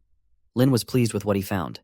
He recalled encountering the shaman before and noted that it was only at level 1. With the pill he had acquired, Lin could now face a level 4 opponent, deserving of its purple quality. He thought about how he could infiltrate the goblin group, sneak up on the shaman, and deliver a decisive strike. However, he needed to overcome the language barrier to blend in with the goblins. Lin asked his shopping assistant to recommend any items that would facilitate communication with goblins. He obtained an item for 5 points, and he thought the recommendation was spot on. It felt as though the AI had already figured out his preferences. Since they were at the base, Lin decided to take advantage of the assistant's product recommendations and went straight to the mall to purchase the item. The scene shifts to the 26th day of exploration. The goblin army was on the move, killing warriors along the way. The shaman commanded the scouts to deploy, seek out the foe who had slain many of their kind, and signal with a horn upon discovery. They were to wait for the others to support them, and, if they encountered any humans, kill them immediately without wasting time on the spoils. Their primary target was the first racial nemesis. As a goblin prepared to kill a human, he heard a rustling noise from behind. Chirp quickly killed the goblin, causing it to scream in agony. The other goblins heard the commotion and saw the scouts, who appeared to be in a state of panic. Lin approached them and inquired about the situation. Lin was looking like Goblin to those all and explained that he had spotted the goblin's nemesis and was being pursued, urging for backup. Another scout was instructed to blow the horn urgently. The shaman, upon hearing the horn, arrived on the scene and wondered about the presence of their nemesis and the detectable spider, as well as its master. He asked where they were. Lin pointed out the location where he had seen them. Lin noted that so many goblins had not suspected his true identity, and he was impressed with how effectively he blended in, like water in the sea. The shaman remarked that there was no good spot for setting traps in that direction, and instructed not to let the cavalry miss him. Lin realized that he was currently without any enhancement buffs, and was completely unguarded against the shaman. He told the shaman he had crucial information to report about the human. The shaman urged him to speak quickly and not delay him from pursuing their enemy. Lin mentioned the revenge related to the shaman's previous hammer strike, but the shaman did not understand. Lin clarified that he intended to repay that with the shaman's own head.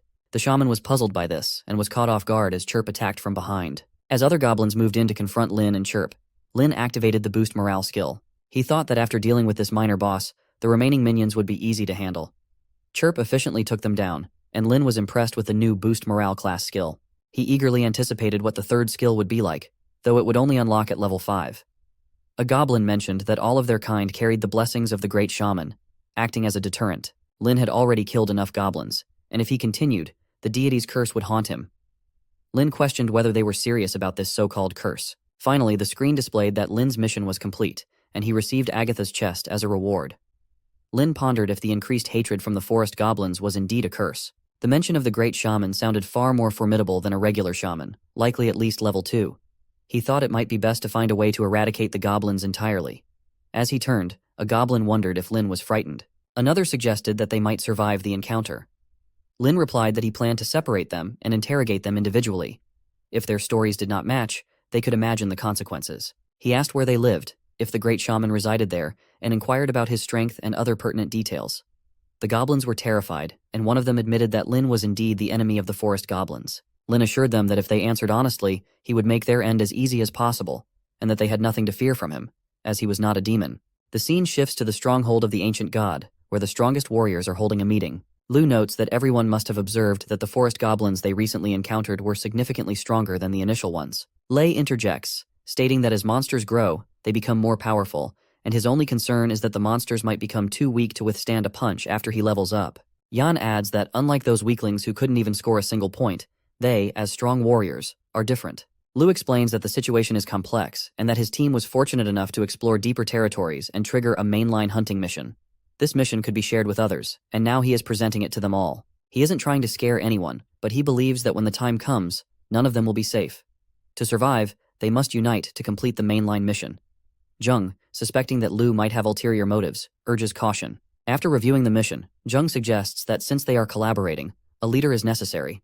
He points out that Lu, who has actively shared crucial information and has leadership experience, should take on this role. Lu initially thinks Zheng is trying to put him on the spot, but he had already anticipated this scenario. Lu proposes that, since they are all strong and opinionated individuals, they should form a council to discuss matters collectively and decide on team strategies through voting. Lei and Yan agree to this council idea. Min clarifies that if the council's decisions go against her beliefs, she will leave immediately.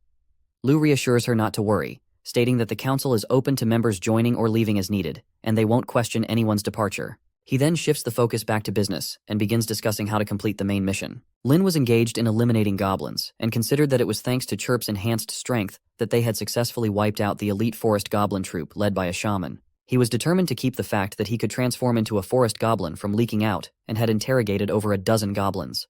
Through various comparisons, he was confident that the information was reliable. The goblins of the entire forest were part of a unified group, and to completely eradicate them, the key lay deep within the territory of the Thunder tribe of goblins. The screen displayed the mission details, and Lin noted that the exploration and hunting missions assigned by the ancient gods were far from simple. On the 32nd day of exploration, Min was walking with several warriors when a boy asked where they were headed. Min responded that the goblins were numerous and highly skilled, and even if they banded together without systematic training, they might not have an advantage in group combat. She explained that they had previously encountered a goblin cavalry, and those centaurs were clearly enslaved and tormented slaves rather than tame mounts. She speculated that, in addition to the forest goblin tribe, there was also a centaur tribe, making them the two primary enemies. Meanwhile, Lun and others were diligently working to recruit more people and train them to ensure their combat strength. Her squad's mission was to locate the centaur tribe and try to persuade them to join forces against the forest goblins. The boy remarked on the importance of their mission. Lin thought that due to the unexpected threat from the forest goblins, the great shaman of the Thunder tribe had issued a summoning order, with other tribes sending representatives to the Thunder tribe. As the goblins walked together, one of them asked Lin which tribe he was from and why he was wandering alone.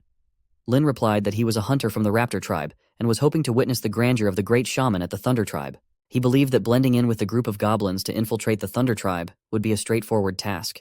The goblin grew friendly and mentioned that he was close with the great shaman, and upon reaching the Thunder tribe, could introduce Lin to him. Lin marveled at how he had stumbled into such an unusual situation. At night, while all the goblins were sleeping, Lin lay beside them as well. The friendly goblin approached and asked if Lin was asleep. Lin suspected that they were merely enduring the goblin's presence, but the situation seemed to be escalating into a night raid, and he could no longer tolerate it. He ordered Chirp to prepare for action. She positioned herself behind the goblin, and Lin instructed her to choose a good angle and avoid splattering blood on him. As Chirp prepared to strike, an arrow suddenly struck the goblin. Lin was perplexed, wondering what was happening. He speculated that a warrior with a bow might be sniping from a distance. He noticed a flurry of arrows being fired at the goblins, killing them while they slept. Lin considered the possibility that these might be top-ranked warriors. Although his substitute pill had not yet expired, he realized that even if he claimed to be human, he wouldn't be trusted. Conversely, even if it was revealed that Chirp and Lin were connected, the attacker might not deduce that Lin was her master. Lin quickly sought cover to protect himself and informed Chirp that the enemy was a spider hiding in the shadows. He advised her to retreat. As arrows rained down, Chirp deflected them all, but one arrow changed course and struck the cover. Lin noticed that this arrow had consumed 2% of the shield's energy, indicating a powerful attack. He realized that the sniper had him locked on, and unless he used something like spatial teleportation, there was no way to shake them off. Although he had prepared a town return scroll for an emergency escape after infiltrating the forest goblin tribe, using it now would be a waste. Lin observed Chirp blocking all the arrows and wondered how they could give up without even fighting. He still had some tricks up his sleeve and instructed Chirp to be ready to use the boost morale. She agreed and took her position. However, the enemy's attack suddenly ceased, leaving Lin puzzled. He saw a centaur lady attacking them. The centaur lady believed the forest goblins were her enemies, but there was a child among them. Lin checked her profile and noted that while her physique was slightly weak, her agility surpassed even Chirp's, reaching the limits for level 1. Her fluctuating attitude was a bad sign, and it was unclear what grudge she might hold against the forest goblins. Lin thought it would be unjust if he were killed due to her misplaced anger. He also remembered that translation jellybeans could translate the centaur's language, so he decided to use one remote shopping opportunity to exchange for 10 jellybeans at once. The effects of the jellybeans didn't overlap but worked simultaneously, making it a worthwhile investment. Lin approached the centaur lady and asked if she would listen to his explanation. She asked if he was one of her kind. Lin replied that he was also a centaur, transformed by a vicious curse from the forest goblins.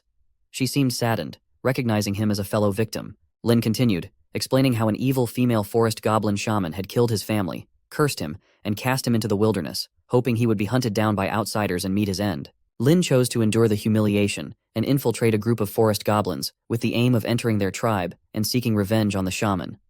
He was unexpectedly confronted by the centaur lady. She placed her hand on his head and told him that it was time for him to be strong. Lin noticed that the centaur spoke in a somewhat disjointed manner, which made communication challenging, but fortunately, he had managed to understand her personality. Chirp, however, was displeased with the situation. The centaur lady, seeing Chirp, acknowledged her. Lin tell that Chirp had made a contract with Lin and was always taking care of and protecting him. She expressed her gratitude to Chirp, mentioning that Chirp was very kind. Lin observed that compared to Chirp's cautious protection, the centaur lady was more open-minded. While Chirp's affection was deep and loving, the centaur lady's sympathy seemed to stem from Lin's pitiable state. Lin considered this dynamic and thought it might be worth leveraging the centaur lady's grudge against the goblins. Lin suggested to the centaur lady that, since they both had issues with the goblins, they should work together. He also proposed that gathering her tribe would be advantageous, as strength lies in numbers. When she did not respond, Lin speculated that her people might have all fallen victim to the forest goblins. The centaur lady then confirmed that all her known kin were gone. Lin had suspected a war between the two races when he saw forest goblins riding centaurs, believing the goblins to be in the stronger position. It was now clear that the centaurs had been completely wiped out. Lin asked the centaur lady if she hadn't mentioned that the survivors of such trials grew stronger over time. He encouraged her to seek vengeance for the deceased, explaining that although he had become a cursed form despised by all, it allowed him to blend in with the forest goblin tribe. If they attacked from within, they could achieve significant results. Lin inquired if she agreed with this plan, and assured her that Chirp could hide in his shadow and follow him into the tribe without any issue. He then instructed Chirp to conceal herself. The centaur lady asked where the entrance was and expressed her willingness to accompany him. Lin explained that Chirp could follow him because of their contract, but if the centaur lady wanted to sneak into the forest goblin tribe with him, they might need a different method, one that might be uncomfortable for her. He asked if she was willing to endure that. She agreed, driven by her desire for revenge. Lin produced a lock and asked her to act as his slave. She was shocked by the suggestion. Lin reassured her that the cursed strength of the evil gear had already dissipated, and it was now just a plain collar. He asked her to wear it so she could pose as his slave, enabling them to infiltrate the forest goblin tribe together. She hesitated as she tapped the collar, wondering if it was truly harmless. Lin recalled his recent encounter where he had used a sneak attack to neutralize the forest goblin cavalry and tried to unlock the centaur's collar, hoping they could aid him. Unexpectedly, when the mind-reading slave collar was destroyed, a dark mist seeped into the centaur's brain, driving her mad and causing her to attack everything indiscriminately. Lin learned from the attribute panel that destroying the collar triggered a madness curse. With no way to lift the curse, he had no choice but to let Chirp deal with her. He concluded that it was futile to attempt saving centaurs who had become slaves. It was better to kill them. However, once the madness curse was activated, the collar lost all its power and became merely a common item. Lin recovered the collars from the deceased centaur and considered if they could locate the centaur tribe. They might negotiate and sneak a team of fake slaves into the forest goblin tribe to create some disruption. In the end, only one collar proved useful. Before officially proceeding with their plan, Lin decided it was crucial to confirm the centaur's name. He asked the centaur lady for her name. She introduced herself as Mia. Lin noted that the centaur naming convention seemed to align more with Western styles.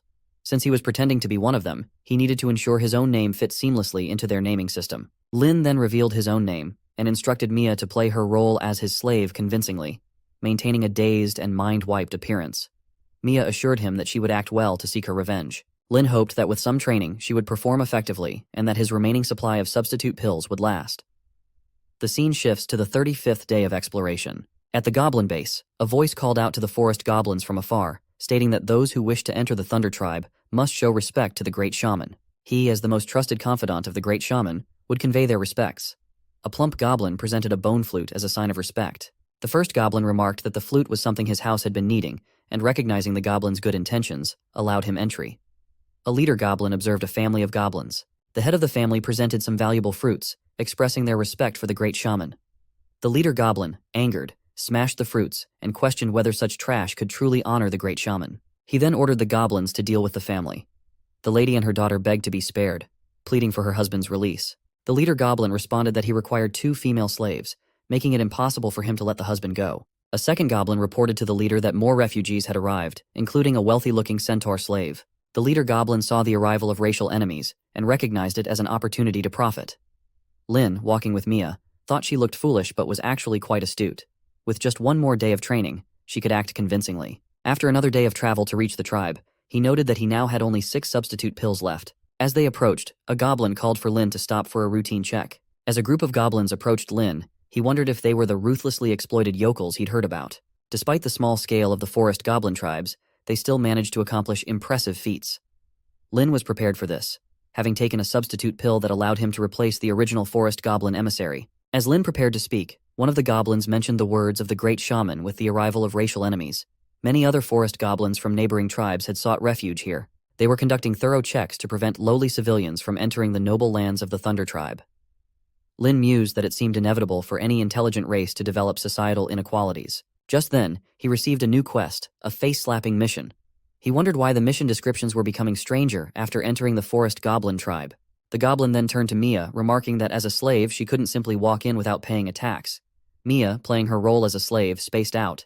The leader goblin commented that, judging by her appearance, Mia wasn't meant for battle, but for pleasure.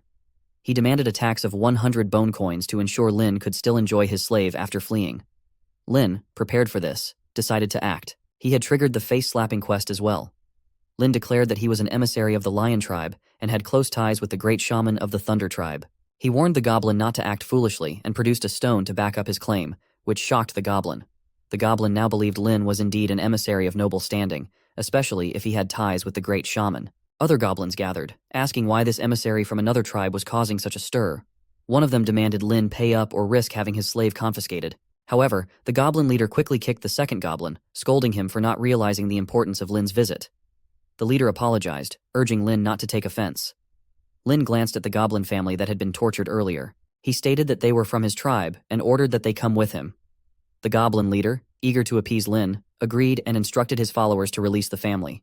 The goblin family knelt before Lin, thanking him profusely. Lin found the situation bizarre. Revealing his emissary status and rescuing civilians from a crisis should have been enough to complete the face-slapping quest, but there was no prompt indicating success. He wondered if, by forest goblin standards, he needed to physically slap someone for the quest to register. However, as a mere emissary, starting a fight with the tribal guards would be a diplomatic disaster. Not knowing how forest goblins handled such situations, Lin decided not to risk it. He instructed the goblin leader not to announce his arrival to the great shaman, as he preferred to visit the shaman on his own. The goblin leader agreed. Lin reflected on the situation and decided to forget about the minor quest with its meager rewards. He reminded himself that the Thunder tribe was the largest in the area, with the entire tribe divided into 3 levels based on terrain. The lowest level was mostly inhabited by non-combatant civilian forest goblins. The second level was the residence of the combat-capable forest goblin soldiers, and the top level was reserved for the nobles, who lived in luxury without having to engage in any duties. The goblins had inherited the blood of their ancestral kind, granting them heightened mental powers and the ability to master unimaginable spells unique to their race. The tribe was ruled by the noble goblin shaman, a master of sorcery. Unlike other tribes, this central capital was the birthplace of the world's forest goblins and home to the most revered great shaman. As Lin ascended the stairs, a goblin guard informed him that the sacred temple grounds were off-limits to outsiders.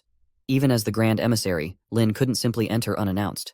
The great shaman had instructed that all tribal emissaries would be summoned to discuss how to handle their enemies. Lin realized that despite his status, he would not be granted immediate access, and it seemed that the previous emissary's claims of close ties with the great shaman were exaggerated. Lin was relieved he hadn't acted too arrogantly, which might have jeopardized their cover. Despite his emissary status, gaining access to the great shaman would require a different approach. Lin was fortunate that the goblin emissary had boasted endlessly about his large villa in the Thunder tribe and had invited Lin to visit. This information made it easier for Lin to find a place to stay. Once Lin, Mia, and Krip reached their temporary residence, Lin informed Mia that this would be their base for now and thanked her for acting as his slave. Mia, though not tired, expressed her sympathy for the lower-tier goblins, saying it was unfortunate they had to rely on Lin's help. Lin acknowledged Mia's sentiment, but reminded her that their primary target was the great shaman of the forest goblins, not the common goblins. He found Mia's sympathy for her own enemies somewhat naive, but kept his plans to himself. Lin had other strategies in mind for aiding the forest goblin family. He then turned to Krip, instructing her to hold off on setting traps for now. Lin had come up with a different plan and needed some time to implement it. Lin explained that his original plan was to pose as an emissary, invite the great shaman as a guest, and then stab him in the kidney, leaving the tribe headless and in utter chaos. Mia was cheered by this revelation. Lin continued that, upon entering the tribe, he observed the signs and realized that although an emissary's status was higher than that of a typical forest goblin, it was nowhere near that of the great shaman. Even if he issued an invitation, the great shaman would not come. Lin then revealed the entire plan to both of them. They made their way to the assembly square of the forest goblins, where, as long as the ancestral war drum was struck, the entire tribe would gather, regardless of their activities. According to tribal rules, the ancestral war drum could only be struck in emergency cases requiring the mobilization of the entire tribe, or by order of the great shaman. Lin struck the drum, and a goblin came to question how he dared to beat the ancestral war drum, ordering others to capture Lin. Another goblin argued that they could not act recklessly since Lin was an emissary from the esteemed Lion tribe, a noble born with great prestige. More goblins arrived, curious about the source of the sound. Lin thought that since he was an emissary from a different tribe, even if the guards were concerned, they would not act rashly. In the forest goblin language, they really did use the Great One to address their superiors. One goblin hoped it was not the great shaman ordering their expulsion. Finally, all the goblins gathered, and Lin thought that with most of the forest goblins from the tribe assembled, they could begin. He announced that he was an emissary from the Lion tribe and had an important message to deliver, making that day no ordinary day. Some questioned why the drum player was unknown, and why they had not seen their shaman, wondering if it was the great shaman who had summoned them. Lin claimed that in his dreams, he had received a revelation from their ancestors, and that day, he stood on their behalf to guide them in vanquishing their racial enemies and ensuring that every forest goblin would lead a happy life. A goblin wondered if this was a revelation from the great ancestors. Lin asked if they had noticed that life had been getting tougher lately. As commoners, had they realized that they were receiving less food and doing more work?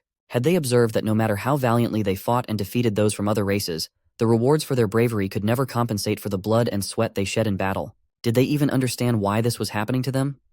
They all responded that it was because of the enemies of their race. Lin told them they were wrong. The true cause was not the enemies of their race, but rather the injustice within their tribe. A goblin questioned whether the great shaman had said it was all caused by the enemies of their race. Another goblin mentioned that the situation was so complicated that he did not understand what the injustice was. Lin felt his speech should have been stirring, and wondered if he had overestimated the intelligence of the forest goblins. Some seemed not to grasp his point, and others weren't even paying attention. Fortunately, the others could not see the prompt screen from his assistant, so he could shop in secret, even while standing in front of them. He asked the shopping assistant if there was any gear that could enhance his persuasiveness and stir up the crowd, preferably something under 50 points. The assistant replied that there was nothing available under 50 points. Lin asked to remove the price limit, requesting the cheapest option available. He ended up with an item costing 70 points, which he thought was useless outside of that specific environment. It was nothing compared to the rare purple gear from the chest, and he was unsure where to find the remaining 10 points. A goblin asked Lin what he was doing, and a tribe guard arrived to maintain order, instructing that all goblins must not cause trouble. Lin realized it was the forest goblin guard who had triggered the physical face-slapping quest. The goblin informed Lin that before coming there, he had consulted other shamans, and the great shaman did not even know the emissary from the lion tribe. Lin saw this as the perfect opportunity and prepared to deliver a face-slapping punch. Afterward, Lin was rewarded with 20 points. Although the punch had not caused any real harm, the task was completed, and the minimum reward of 20 points was given. The goblin attacked him, demanding to know how he dared to start a fight in the ancestors' square. Initially, the goblin had intended to ask Lin for money since he was an emissary, but now he was set on killing him. Lin shouted for him to be quiet, and the goblin found he could no longer control himself. Lin told Mike that they were supposed to be the tribe's protectors, but instead, they were focused on making a profit. Every tribesman who entered or exited had to pay that one goblin, whose actions were despicable and shameless. Lin declared that their fellow tribesmen would rather eat his flesh and drink his blood. He thought that after enhancing his incitement skill with gear, the effect was immediate. Others agreed with Lin and told the guard goblin that they did not want someone like him in their midst. One goblin remarked that the guard had obtained his position by selling his wife and usually bullied the lowborn. Now he was being punished by those he had previously oppressed, despite being promoted.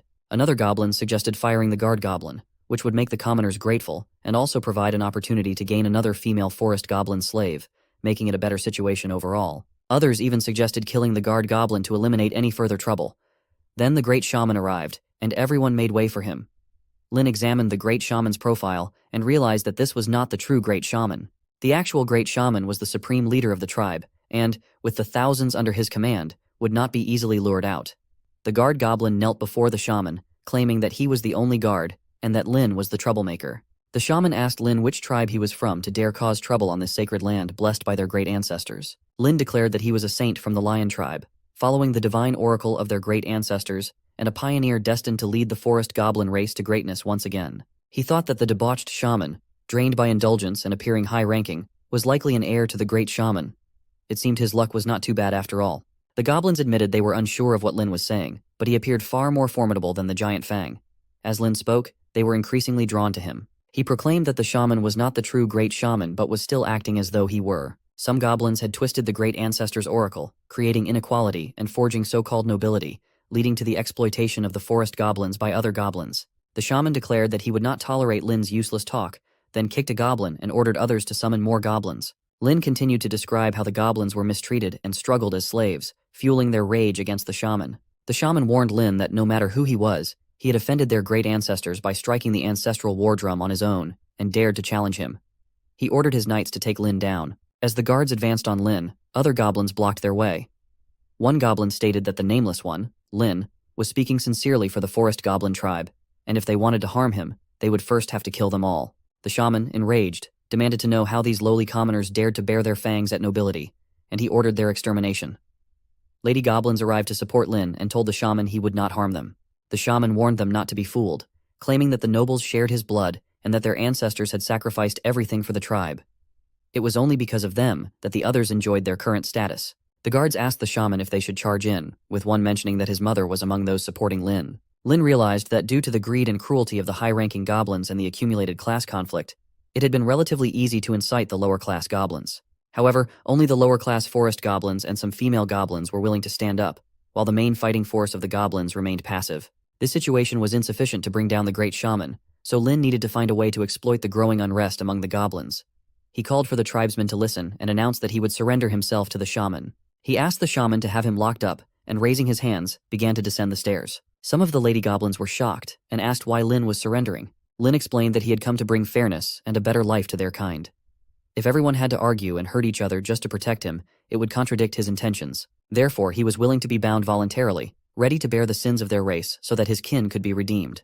He urged everyone to remember this day and strive to eliminate the injustice so that his sacrifice would not be in vain. The goblins became emotional, touched by Lin's dedication, and many began to cry. Lin approached the shaman, asking him to take him away. Some of the ladies warned the shaman not to harm Lin, or they would not let it go. The shaman replied that he intended to kill Lin. A guard added that killing Lin would provoke outrage among the goblins. He then suggested that Lin be locked in the rotting dungeon, and, once they had dealt with their racial enemies, the great shaman would surely give him a fair trial. He advised everyone to stay on the straight and narrow, or even the nobles would face punishment if the great shaman blamed them. As Lin was being taken away, he felt that things were still under his control. The scene shifted to another goblin base, which had been burned and its inhabitants killed by Lu and his team. Examining the map, Lu noted that by taking down the goblin stronghold and establishing a position there, they could gather strength and prepare to attack the forest goblin headquarters. A boy arrived reporting that Min and her team had returned. Lu asked if they had found any reinforcements. Zhang wondered if they had returned any later. They might have already taken down the forest goblin tribe with their own strength. Min reported that she had only found the ruins of the centaur tribe, and from the remaining traces, it appeared that the race had been wiped out by the forest goblins. Lu questioned if the forest goblins were so formidable that they had already defeated a race before Min's arrival, and now there were no reinforcements. Lei dismissed the concern, saying that no reinforcements did not matter. They were all warriors enhanced by the ancient gods, and they should not fear mere forest goblins. Lu considered that while their elite warriors could defeat regular goblin soldiers in one-on-one combat, they had too few elites, and facing the forest goblin army head-on would be dangerous due to their overwhelming numbers. This made it difficult to ensure safety. Improvising attributes could only be achieved through cumulative training techniques, and enhancing gear was limited by rank. Even with many points, significant improvements in strength could not be achieved quickly. Lu concluded that without reinforcements, they would need to revise their combat strategy. He decided that they must pool their spare points to boost the overall strength of the ancient god warriors, giving them a better chance against the forest goblin army. He encouraged everyone to help each other by sharing their collective points to arm all the ancient god warriors. As the leader, Lu felt it was his duty to lead by example, making sacrifices to inspire his team. He hoped that the rewards from the ancient gods would justify his current sacrifices once the mission was completed. On the 36th day of exploration, the shaman arrived at the prison where Lin was held. He instructed the guards to keep watch at the door, ensure that no one without authorization approached, and ignore any screams, no matter how awful. The guard assured him that he would follow the orders and admitted his own disdain for Lin, even mentioning that his family had advised him to take good care of the prisoner. The shaman entered Lin's cell. Lin asked why the shaman had taken so long to visit and expressed anticipation for this moment. The shaman explained that the great shaman had heard of Lin's deeds and had decided to execute him publicly after they defeated their racial enemies, in honor of the great ancestors. While he could not kill Lin immediately, he intended to torment him in the meantime. He asked if Lin was still looking forward to the visit. Lin replied that he was indeed looking forward to it and was pleased with the shaman's cooperation, which had saved him a lot of trouble. The shaman then attacked Lin, telling him to enjoy his moment because soon he would make Lin scream his throat out.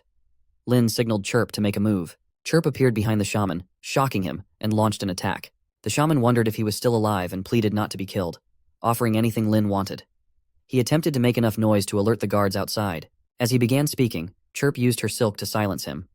Lin told him to be quiet, explaining that he wouldn't kill the shaman because he needed him as a substitute. Moreover, as the forest goblin who had willingly bound himself for justice, escaping would mean admitting guilt. He asked if the shaman understood this logic, and then instructed Chirp to hang him. As the shaman was hung up, Lin informed Mia that the guards had taken his bow and some other items, likely storing them in the next room with miscellaneous items. He asked Mia to search for these items, and she agreed. The shaman thought they were foolish and doubted the usefulness of their plan, as the guards knew him and would recognize him immediately. Lin noted that, to him, all forest goblins looked quite similar. To prevent the guards from noticing any difference, he decided to make sure the shaman was beaten beyond recognition, so even his own mother wouldn't recognize him. Lin instructed Chirp to slap the shaman, and she obliged, delivering numerous slaps. Outside, 2 guards laughed, with one commenting on how loud the shaman's torment was, noting that he seemed to use curses. The second guard lamented not being able to witness Lin's suffering, expressing regret at missing it.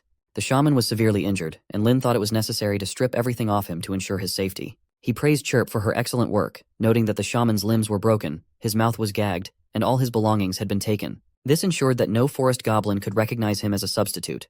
The shaman clung to the hope that the other forest goblins would soon realize he was missing and might come to his rescue. Lin, being kind-hearted, couldn't bear to see the shaman's hope crushed. He decided to send the shaman into despair ahead of time. Lin swallowed a pill, leaving the shaman wondering what he was planning. Lin's transformation into a human form startled the shaman, who wondered if Lin was truly the enemy of their kind. He then saw Lin return to his goblin form and believed that such a transformation was impossible, a nightmare too dreadful to be real. The shaman's mental state began to unravel, struggling to accept the reality before him. Lin observed that with the shaman's mentality in collapse, there was little risk of him using any unknown curses or trying to communicate with the guards. Lin reviewed the attribute panel and noted that the shaman's agility had been enhanced through equipment.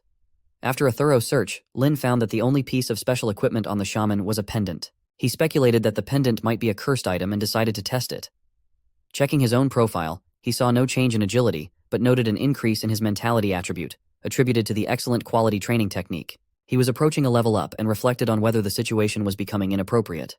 Seeing Chirp's interest in the pendant, Lin wondered if she was drawn to it. He decided to offer it to her as a gift, thinking that it was of no use to him and could serve as a small gesture to strengthen their rapport. Lin handed the pendant to Chirp, considering it a way to build goodwill and perhaps earn her favor. As Chirp wore the item, she began to glow, and her stats changed. Lin realized that the item was meant for magical creatures, which explained why it hadn't worked for him.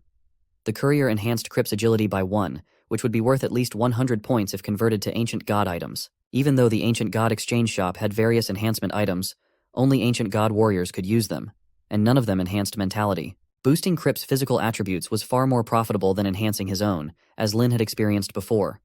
Chirp could carry gear in and out of her shadow, which is why she could always produce a scythe. Lin had initially thought she could only carry something that fit in one hand.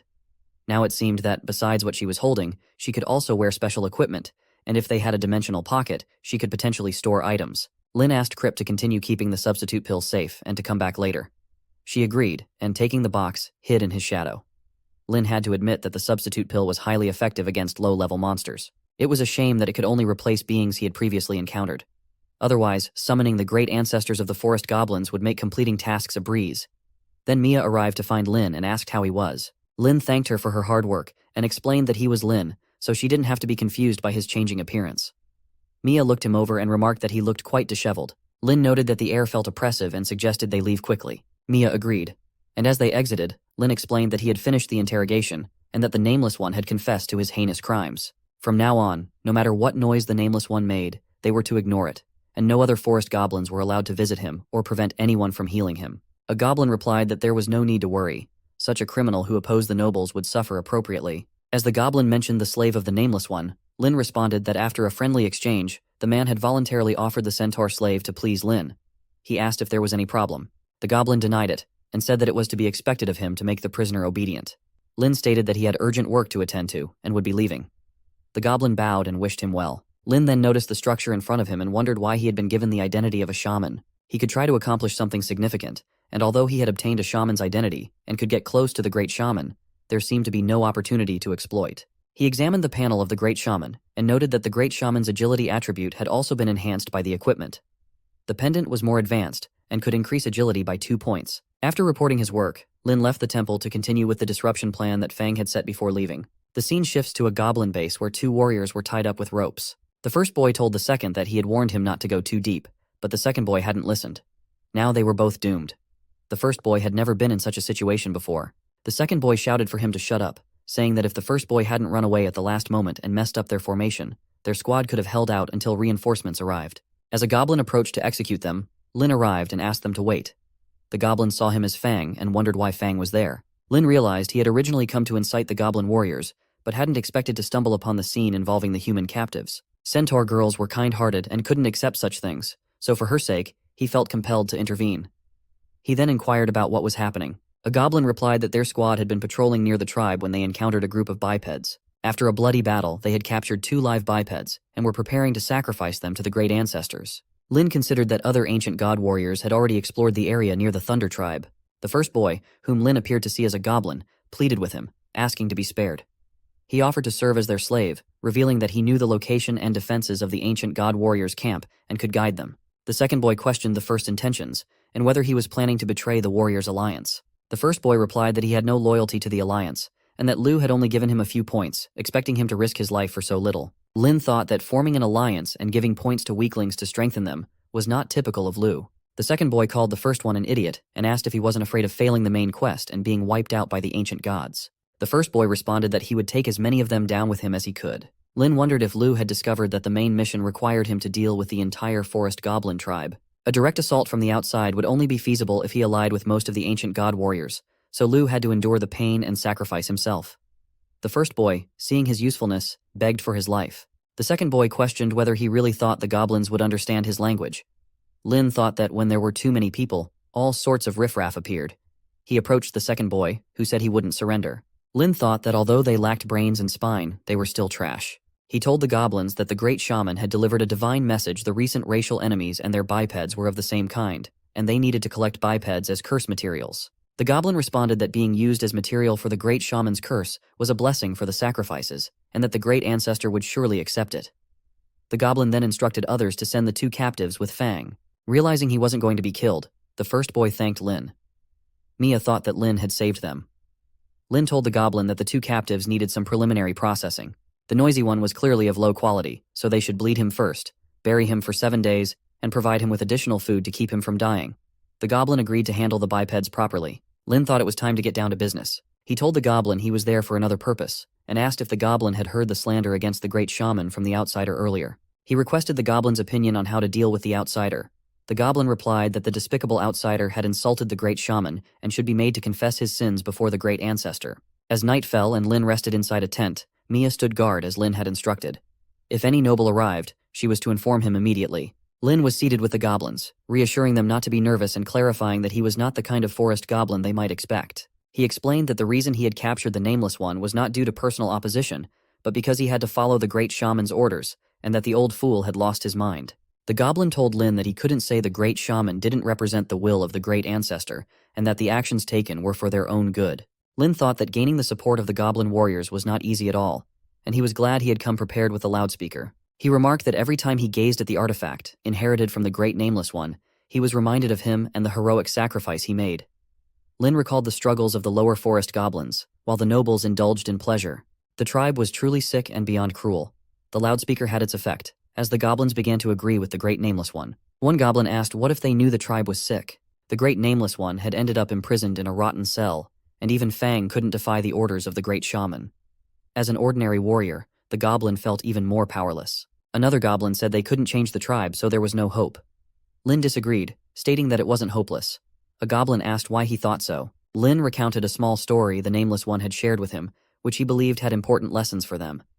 He asked them to imagine a huge death curse magic circle, flawless and nearly indestructible.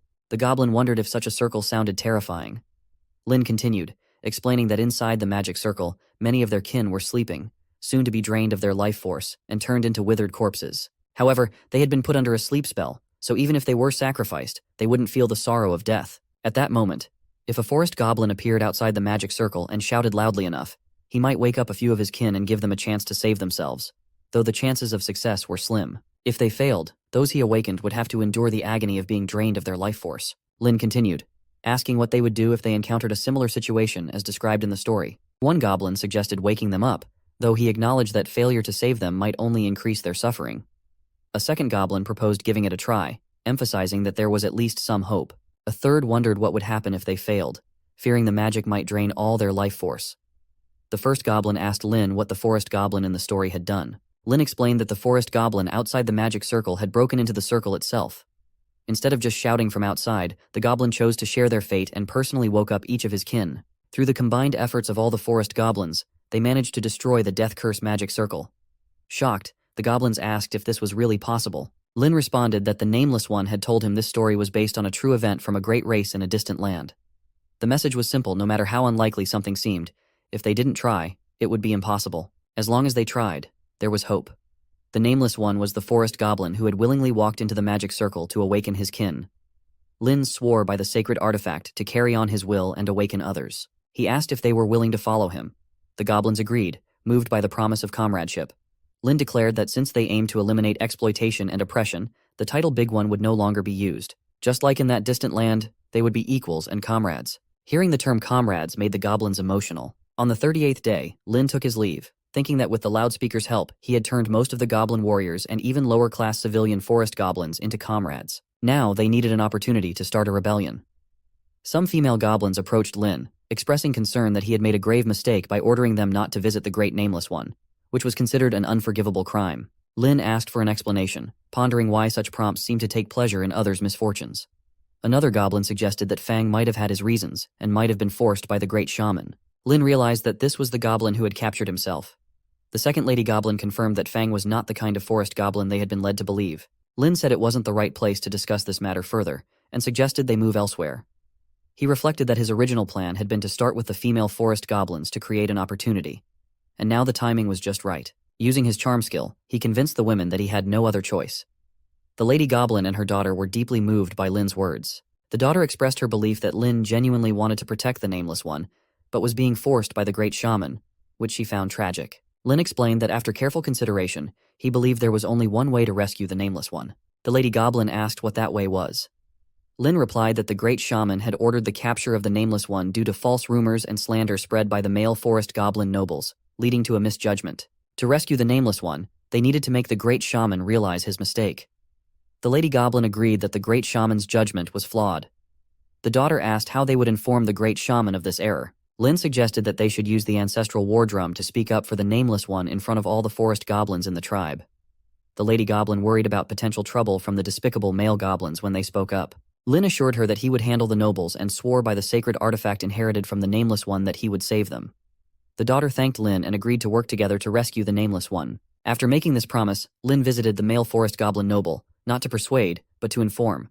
The goblin noble asked Lin what he had to say. Lin explained that the spineless nobles were plotting to rescue the Nameless One, who advocated for the common people and collaborated with outside enemies to topple the Great Shaman. Lin swore by the trophy he had taken from the Nameless One that he was speaking the truth. Another goblin thanked Lin for his early warning, which had allowed them to prepare and suppress any immediate threats. On the 39th day, the lady goblins rang the ancestral war drum, declaring that the Great Shaman had been deceived by traitors and that the Nameless One was innocent. They demanded his release and called for justice. Lin, hidden in the bushes with a goblin, observed the scene. The goblin suggested they go and support the lady goblins, noting their efforts to save the Nameless One. Lin replied that their goal was to rescue people and eliminate exploitation, not to engage in internal conflict. He hoped that by shouting and appealing, they could persuade the nobles. If the nobles showed up, it might appear as though they were trying to use violence to force their surrender, potentially leading to fierce resistance and internal conflict, which would be counterproductive. The goblin agreed, acknowledging Lin's strategic thinking. However, a leader goblin arrived, shouting for the disturbance to stop. He declared that ringing the drum without permission was a serious crime, and questioning the Great Shaman was an even graver offense. He commanded the guards to arrest the lady goblins. The lady goblins were bewildered and questioned why this was happening, especially since Fang had promised to help them persuade the nobles. The goblin leader believed that by dealing with the troublemakers, they could subdue the lower class and prevent further unrest. As the guards captured the lady goblins, one of them argued that as descendants of the great ancestors, they had the right to ring the ancestral war drum. Another lady goblin, whose father had been a close aide to the previous Great Shaman, demanded to see the Great Shaman himself. Lin's comrade goblin asked how things had escalated to this point. Lin admitted it was his fault for underestimating the greed of the exploiters. He explained that the nobles had no intention of engaging in a meaningful conversation for the good of the tribe. Lin, along with his goblin ally and Mia, entered the scene and demanded the release of the lady goblins. Seeing Fang come to their aid, the lady goblins were overjoyed. Lin then shouted at the goblins, expressing his disappointment at their deceit. He accused them of pretending to agree with the pleas for justice while setting a trap to imprison their comrades under false charges. The noble lady goblin, glaring at the male goblin who had come to arrest them, accused him of being deceitful. The male goblin, however, asked them to hear his explanation. Lin instructed Mia to shoot. Without hesitation, Mia loosed an arrow aimed at the male goblin, intending to kill. Lin turned to his comrades, announcing that reasoning with these corrupt goblins was futile. They had been tricked, and there was no more room for negotiation. He commanded them to follow him as they stormed the prison to rescue the Nameless One. With determination, they began moving towards the prison. Lin's thoughts raced with the realization that the fire of mutiny had been ignited. Now, he was eager to see how the Great Shaman would respond to the growing unrest. They arrived in front of the Great Shaman's area and loudly protested, demanding the release of the Nameless One, an end to the exploitation, and justice for all. An arrow was fired at Lin, but one of his comrade goblins quickly pulled him out of the way, saving him from harm. The guards arrived, warning them to stop or face death without mercy if they advanced any further. The noble lady goblin noticed Fang among the guards and expressed surprise that he had returned from his mission to search for their racial enemies. She questioned why he was back now. Lin saw this as an opportunity. Despite Fang's power, Lin knew that if he could provoke internal conflict among the forest goblins, it would be advantageous. Maintaining the morale of his supporters was crucial. Using the loudspeaker, Lin addressed the gathered goblins. He challenged the idea of Fang leading the elite cavalry to block their path, suggesting that if the will to resist, awakened by the Nameless One, was strong enough, they would never retreat. His words stirred the crowd and the goblins rallied, refusing to give up their fight. The atmosphere was charged with defiance and determination, as Lin and his followers prepared to face the impending confrontation. At the top of the tower, the great shaman was informed of a dire situation. A goblin reported that Fang, along with forest goblins bewitched by the Nameless One, had raided the prison. Despite Fang's efforts to suppress the rebellion with his own troops, the number of bewitched goblins was overwhelming, making it difficult to control the situation. A second goblin, visibly shocked, asked if the rebels were indeed bewitched. The third goblin, in disbelief, questioned how Fang, the great shaman's most trusted ally, could betray them. The great shaman, growing impatient, grabbed the collar of the forest goblin who had brought the news. The forest goblin, trembling, insisted that he was telling the truth. The great shaman ordered the shaman beside him to release the forest goblin and urged him to answer honestly. He noted that while many peasants might be deceived, they were generally powerless, so it was troubling that Fang had not managed to suppress the riot. The forest goblin explained that, in addition to the lower-class peasants, Fang was contending with middle-class warriors and several nobles who had also joined the uprising. Fury erupted in the shaman. He denounced those who had betrayed their noble blood, lamenting that such folly had led to this chaos. Another goblin pointed out that although they could summon new peasants through the Abyss Gate, losing warriors and nobles, who were the foundation of their tribe, would severely weaken their strength. The great shaman ordered the immediate use of the ancestral totem to preserve as much of the tribe's strength as possible, leaving the rest to be decided later. He threw a small object to the wood shaman, who caught it and expressed his gratitude. Meanwhile, a warrior observing the turmoil from a hill through a telescope reported the situation to Lu via walkie-talkie. The warrior conveyed that the forest goblins were in disarray, presenting a perfect opportunity for a full assault. As the goblins clashed among themselves, the strategy was set. The first squad was to keep firing arrows, the second squad would chase down any retreating rebels, and the third squad was to follow closely to prevent any breakthroughs in their defense. The battle was set to intensify, with both sides bracing for the ensuing conflict. Lin's goblins charged forward, their determination palpable. Originally, Lin had planned only to incite internal conflict among the forest goblins to exhaust their forces. However, their combined combat strength had proven unexpectedly potent, even allowing them to gain an edge against the elite cavalry. Lin wondered if this newfound strength might be enough to directly challenge the great shaman and possibly even overthrow him. As the battle raged, the wood shaman arrived, announcing that the ancestral totem had descended. He called for an immediate halt to the fighting. Lin, puzzled by the sudden cessation of hostilities, wondered why the forest goblins had stopped moving. The wood shaman declared that the ancestral totem represented the great ancestors, and that he would now proclaim a divine oracle. Lin noted that the wood shaman was likely equipped with enhanced artifacts, which suggested a significant power shift. The shaman explained that the great shaman, guided by the divine oracle, had already judged the Nameless One to be innocent. The first goblins expressed their relief and joy, believing that the great ancestors had indeed protected the Nameless One. Lin recognized the potential setback this presented. If the divine oracle's proclamation undermined their motivation, Lin's efforts could become futile. The wood shaman further claimed that the great ancestors never made mistakes and that the previous disturbances had been an act of irreverence. Fortunately, the great shaman had shown mercy and forgave everyone involved, instructing them to return home. Lin observed that the forest goblins' deep respect for the great shaman made it difficult for them to question his decisions. The respect they held was so ingrained that any challenge to it seemed futile. Lin's direct contradiction of the divine oracle would likely backfire. Lin instructed his comrades to hold off on leaving and wait to see the Nameless One released. He wanted to personally escort the Nameless One out and celebrate his exoneration. One of the goblins warned Lin not to push his luck, reminding him that the great shaman had already forgiven everyone, and celebrating a so-called criminal was unwise. Lin stopped and questioned why, if the great shaman had declared the Nameless One innocent, the wood shaman still referred to him as a criminal. The wood shaman responded that Fang's request had not been unreasonable, and that he had acted on behalf of the great shaman. Lin was taken into a building where the wood shaman expressed surprise at Fang's actions, admitting that he had previously thought of Fang as an ambitionless, pleasure-seeking slacker.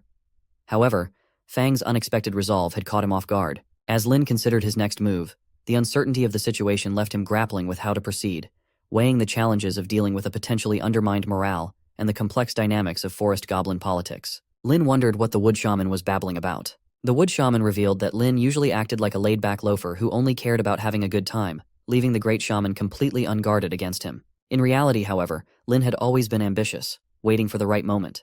When Fang saw the peasants rebel, he seized the opportunity to build momentum and overthrow the great shaman to control the entire tribe. Fang came close to succeeding, but his schemes were easily thwarted by the great shaman, who instead gained even more trust. Lin thought that they believed he was plotting a coup, but it was such a limited perspective. As they headed inside, Lin considered that if they started a battle there, they wouldn't have to worry about alerting the forest goblins outside. The wood shaman informed Lin that because of his rebellion, the wood shaman's power had increased significantly and advised him to leave the Thunder Tribe quickly, warning that the great shaman wouldn't spare him. Lin remarked that the wood shaman seemed to enjoy giving advice, and coincidentally, Lin was also a big fan of sharing his wisdom with others. Just then, Chirp attacked the wood shaman. Remaining calm, Lin continued that his words of wisdom were only for the departed, advising them to take it slow on the road to the underworld, where they might be able to accompany the best shaman. As he saw Chirp about to eat a pendant, he stopped her, saying that he had other plans for it and that she wouldn't be eating it. Outside, others wondered why Fang hadn't come with the Nameless One and eagerly awaited meeting the Nameless One. They thought the wood shaman had secretly revealed that after the root was quelled, the peasants would have to provide more food and perform more hard labor. The entire purpose of the mud-legged peasants' existence was to support the upper-class forest goblins. As for the useless nobles, since they sided with the peasants, the great shaman decided to remove them to the peasants as well, meaning that even high-ranking noblewomen would have to serve them obediently. A goblin noticed someone coming out. Another thought it best to finish the celebration quickly and then send the peasants home, so the riot could be considered over and they could settle accounts later. Lin was with the injured goblin, and others wondered what had happened inside the prison and what was holding Fang. Lin explained that the Nameless One was dead, having been tortured brutally by the shaman and suffered from the tribe's injustice. They were all shocked by this revelation. One goblin expressed disbelief, noting that aside from Fang, no Iron Root leader had interrogated the Nameless One, and asked where the wood shaman was and why he hadn't come out.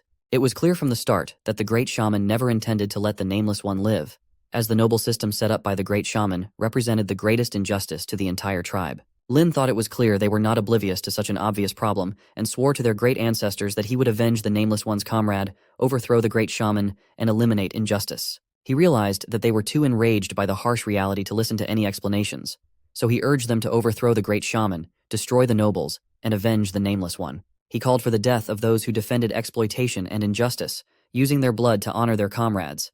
As the goblins attacked the guards, one of them called for a stop, sensing something was wrong. Lin thought that a dead forest goblin was more useful than a living one in this situation. Fueled by rage, the goblins began fighting each other and killing indiscriminately, with the ordinary goblins proving weak against the guards. Lin and his team approached the temple. The guards warned that it was a sacred place where souls rested beside the great ancestor after death, and insisted they must not allow the peasants to charge the high ground. Lin told his comrades that the temple where the great shaman resided was just ahead, and dawn was approaching. Lin thought that although the forest goblin troops led by the nobles were well-equipped and had high morale, it would be impossible to break into the temple. He realized that he needed to seize the opportunity to destroy the portal and complete the main quest. As they charged into the temple, Lin spotted a gap in the battle, which would be his chance. He observed a forest goblin slashing at a guard with a sword, only to see it break. The goblin was confused, and then the guard goblin began to glow. Lin checked the guard's profile and realized it was a result of secret arts enhancement. Clearly, the shaman had made his move. The great shaman appeared, telling Fang that if he surrendered obediently, he could be forgiven, as he had watched Fang grow. Lin asked what would happen to his companions if Fang surrendered. The great shaman retorted that Fang had no right to negotiate with the great shaman. His subordinates were merely peasants who could not withstand the temple guard's assault and would soon be skewered one by one as punishment for their sins. Allowing Fang to surrender was the greatest mercy the great shaman could offer, and if Fang did not accept it, he would die alongside the peasants. A goblin told Lin that they were no match for the shaman's power and advised him not to worry about them.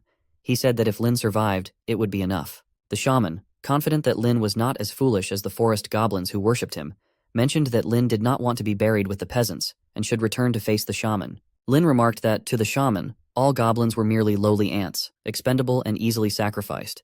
He questioned whether what the shaman was saying even made sense. The other goblins were shocked to hear this. Lin used a loudspeaker to declare that, despite their differences, all goblins were like comrades, friends, and fellow warriors, sharing the same ideals and walking the same path to eliminate injustice in the tribe. He believed it was a critical moment and that they needed to boost morale once more and fight. Lin told the great shaman that this would be the day either he or the great shaman would perish, with no third option. He told his comrades that the blood of the Nameless One must not be shed in vain, and that if they were shattered into pieces, they must fall forward on the path. The goblins agreed with this sentiment.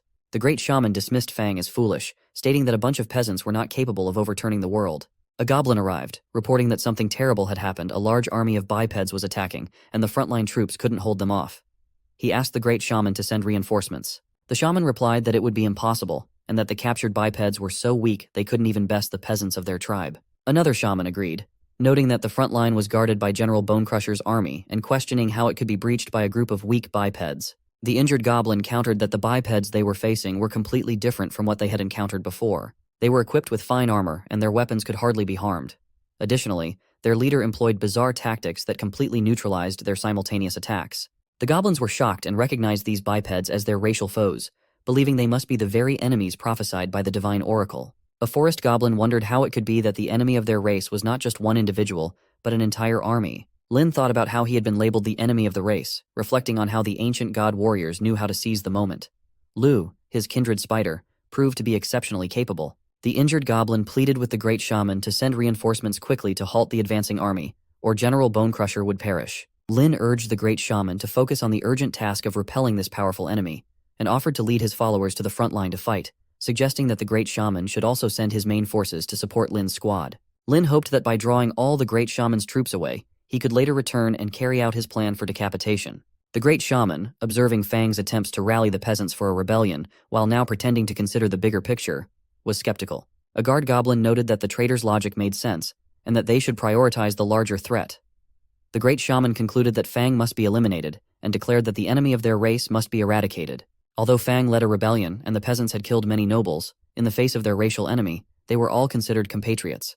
The shaman announced, witnessed by the great ancestor, a new law for the tribe: if a lowly peasant killed an enemy of their race on the battlefield, they would be granted noble status. The two other nobles were intrigued by the prospect of becoming nobles themselves, while another wondered if the great shaman was truly not going to hold them accountable for the rebellion. Lin noted that the great shaman's decisive move and tactic of dividing interests were quite skillful. A shaman questioned why the peasants, incited by Fang, should be pardoned and elevated to noble status. The great shaman replied that the law was not unconditional, and that for it to take effect, he must engage in a sacred duel with Lin to atone for all the rebels' sins. A goblin suspected that the great shaman didn't genuinely intend to forgive the peasants, but rather sought to eliminate Fang under the guise of a sacred duel. Once Fang was dead, dealing with the remaining peasants would be easy. The great shaman asked Lin if he dared to accept the duel. Lin realized that the old man believed Fang's combat strength was far inferior to his own, and was looking for a legitimate reason to silence him. Moreover, by offering the bait that even peasants could become nobles, the great shaman had managed to sow doubt among some of Lin's forest goblins. Lin saw this as an opportunity that had come to him unexpectedly, and he decided to accept the challenge.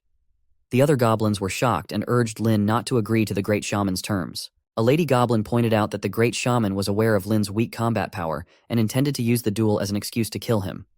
Lin responded that the most crucial task now was to confront the enemy of their race. He explained that if he refused the duel, the great shaman would not agree to join forces to defend the tribe. Lin urged them not to forget that their fight was against exploitation and for the betterment of the tribe. He said that if his death could bring safety to the tribe and ensure fair treatment for his comrades, he would die without regret. He added that once he was gone, they need not remember him, as long as they remembered their ideals and the reason for their fight.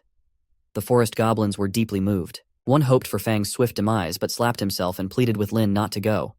A guard, also emotional, expressed admiration for Lin's selflessness and greatness, acknowledging that despite being the enemy, Lin was deserving of respect. With Lin's acceptance of the great shaman's duel, the internal strife within the Thunder Tribe came to an end.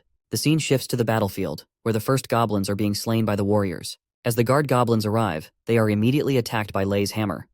He mocks them, saying their little tricks may work on minions, but are useless against a mini-boss that triggers hunting quests. Min, already having immobilized the target, tells Lei to hurry up and attack.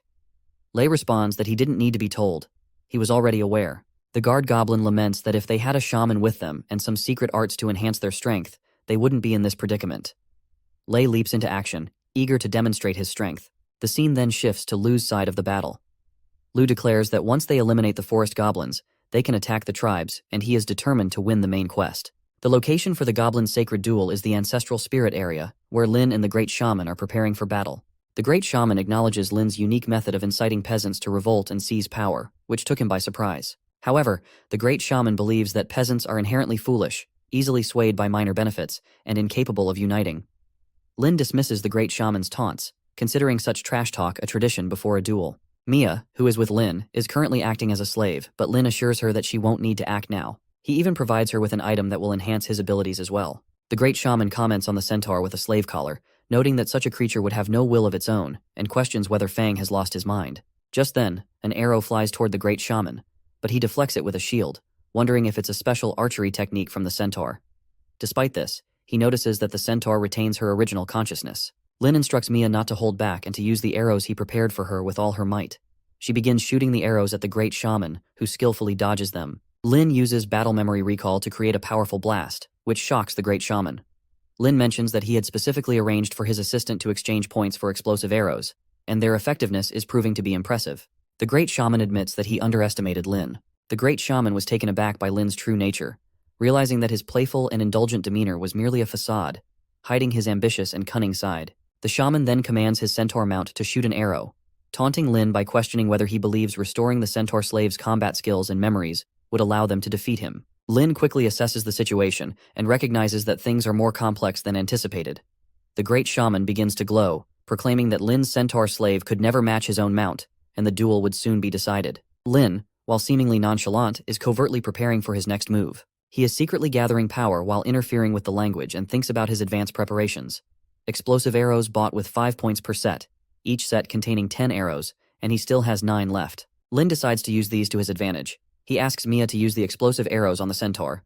Mia hesitates, reluctant to target her own kind. Lin reminds her of their promise to seek revenge, stressing that sacrifices must be made, and even though the centaur is one of their kind, it is now their enemy. Lin reflects that while Chirp follows his orders without question, Mia still harbors doubts. Reluctantly, Mia complies and fires the explosive arrows. The arrows hit their mark, creating a powerful blast. Mia is astonished by the effect. The great shaman reveals that his mount was originally the chieftain of the centaur tribe, and the best archer among them. Lin instructs Mia to employ Tactic B. Mia agrees, lifting Lin in her hands to rush ahead. The great shaman mocks Lin, suggesting that merging with Mia will not help him, and that they won't even get close to his mount. As the shaman orders his centaur to target Lin, Lin notes that it's as expected. His own safety is secured, and Mia is the target. The great shaman insists that even if Lin begs for mercy now, it will be too late. He commands the centaur to attack Lin, confident in his impending victory. Lin braces himself, ready to face the oncoming assault and execute his strategy. Lin raises his shield to block the incoming attack and presses forward with Mia. The great shaman questions when Fang learned the secret technique that allowed him to use such powerful arrows. Lin tells Mia that this is their opportunity and directs her to shoot several arrows simultaneously at the great shaman. The arrows create a massive explosion, causing significant injuries to the shaman. Despite the damage, the great shaman believes Fang's special arrows are exhausted and that he cannot defeat him now. As the smoke clears, the great shaman sees Chirp approaching, causing him to wonder where this unexpected monster came from and whether it's another one of Fang's tricks. Mia, confused and concerned, asks Lin what is happening. Lin recognizes that the situation is more complex than anticipated. The disparity between Chirp's strength and the great shaman's is vast, and even superior tactics might not be enough to bridge the gap. The great shaman declares that it is futile to continue, stating that his physical strength has been constantly enhanced by his secret technique, making it impossible for such a weak attack to harm him. He channels his ultimate secret art, completing the summoning of the Thunder Shaman. With the spirit power of the great ancestor blessing him, he becomes invincible. The great shaman then forces Chirp to retreat, demonstrating the overwhelming power he now wields. Lin realizes that the battle has become even more difficult, and that they need to rethink their strategy to overcome the great shaman's newfound invincibility. Chirp used her spiderweb to get to safety. The great shaman told her that she could attack with all her might, and he would show her the true blessings of the great ancestors. She looked at Lin, who shook his head in denial. He thought that, although it was just a personal guess and not certain, it seemed that each instance task arranged by the ancient gods had an instance boss. The instance boss not only set the attributes, but also possessed unique leader-level skills. Generally speaking, leader-level skills gave the instance boss a significant advantage in battle, but they also came with certain costs or major weaknesses. The great shaman was clearly the instance boss, and his leader-level skill was Thunder Shaman Summoning. If they could find the weakness of this leader-level skill, they might be able to defeat him with minimal cost. The great shaman said it was too late to be afraid now. He was going to torture the monster Lin controlled right in front of him, then execute him and offer every inch of his flesh to the great ancestors. He would start with that arrogant monster who had just pointed a blade at him. Mia shot a lot of arrows, but they were all broken by the energy surrounding the great shaman. As Chirp rushed to attack, he used his powers to make her fall back with injuries. He told them that it was all useless, and their attacks were futile against him. Then he used his power to release a blast towards them. Chirp barely managed to block it. Mia was injured by the blast and thought she was going to die. Lin then stepped in to use his shield to block the attack. The great shaman said that the so-called power was nothing before him, and even if they saved it now, they would be slaughtered by him in the end. He asked if Lin was too scared to say anything now. Lin asked the great shaman if he had not moved even with his spirit power and all his tricks, and whether neither he nor his creatures had wavered. The great shaman asked if Lin was trying to say that he was a warrior and wanted to save face before he died. Lin replied that he was stating a fact. Even though the great shaman's leader skills were incredibly powerful, Lin had known about them for a long time. The great shaman was shocked that Lin already knew about his ultimate skill. He declared it impossible, asserting that he had been cautious all his life, and everyone who knew about that power had been killed. Lin commented that it was as expected from a forest goblin with a 12 mentality, and finally, the great shaman realized the truth. Chirp then attacked the great shaman, who wondered how she dared to use a finishing move against him. He unleashed the Mercy of the Goddess of Desire attack and noted that the power surge was approaching the strength he had gained from the spirit essence. He recognized that the creature's finishing move was explosive, channeling everything into a single strike, and concluded that if he could block it, it would be over. He told Chirp that the ancestors' blessings wouldn't be easily broken, and even if Lin's monster used all its strength, it couldn't breach his defenses. Lin responded that, as expected, the moment of narrow escape was when one might most likely let their guard down. Lin thought that the Spider Matriarch's leader skill, Mercy of the Goddess of Desire, was an explosive move that channeled all the body's strength into one strike.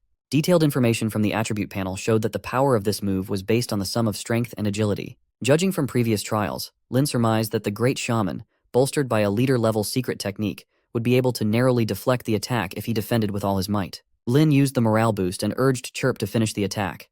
As Chirp launched her assault, the Great Shaman was stunned, finding it impossible to handle. Chirp created a massive blast directed at the Great Shaman. Lin noted that, as calculated, he had caught the Great Shaman off guard for a moment, boosted his attributes with the morale boost, and instantly enhanced the power of the Spider Matriarch's leader skill. Breaking through the Great Shaman's defenses in one strike was Lin's only vow to win. Chirp was also tired and injured from the attack. Lin wondered why he felt like he was freeloading, but he knew it wasn't the time for such thoughts.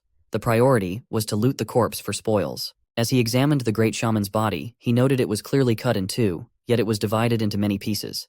He questioned whether the Spider Matriarch's leader skill was really that bizarre. Checking the panel, he saw that there was equipment that enhanced attributes, and realized he couldn't afford to miss it. He then asked Chirp if she was all right and reassured her that she didn't have to push herself. While searching, he found another Fang pendant. Could it be that all the goblin enhancement gear was just pendants? Seeing Chirp approach, he asked if she wanted him to put the pendant on her. She smiled, and he helped her put it on, thinking there was no need for the Spider Matriarch to remind him. The best gear was naturally meant for her. He noticed Chirp's agility increased by 1 point, and wondered if the Great Shaman's pendant was just more advanced in appearance, but with the same effect as a common one. When Chirp was about to eat the first pendant, he tried to stop her. However, she consumed it. Lin thought, setting aside the prompt, that the Spider Matriarch's agility attribute hadn't changed at all. Since she was currently gnawing on the Great Shaman's pendant, technically, it wasn't counted as equipping it. In other words, the Great Shaman's pendant might actually increase agility by 2 points, but that enhancement couldn't stack with a pendant that increased agility by 1 point. He told Chirp that since she liked it so much, she could treat it as a snack. Lin reasoned that since attribute enhancements from equipment couldn't stack, the replaced gear wasn't very useful. Additionally, the ancient gods hadn't enabled an equipment recycling feature, and monster gear couldn't be sold to players.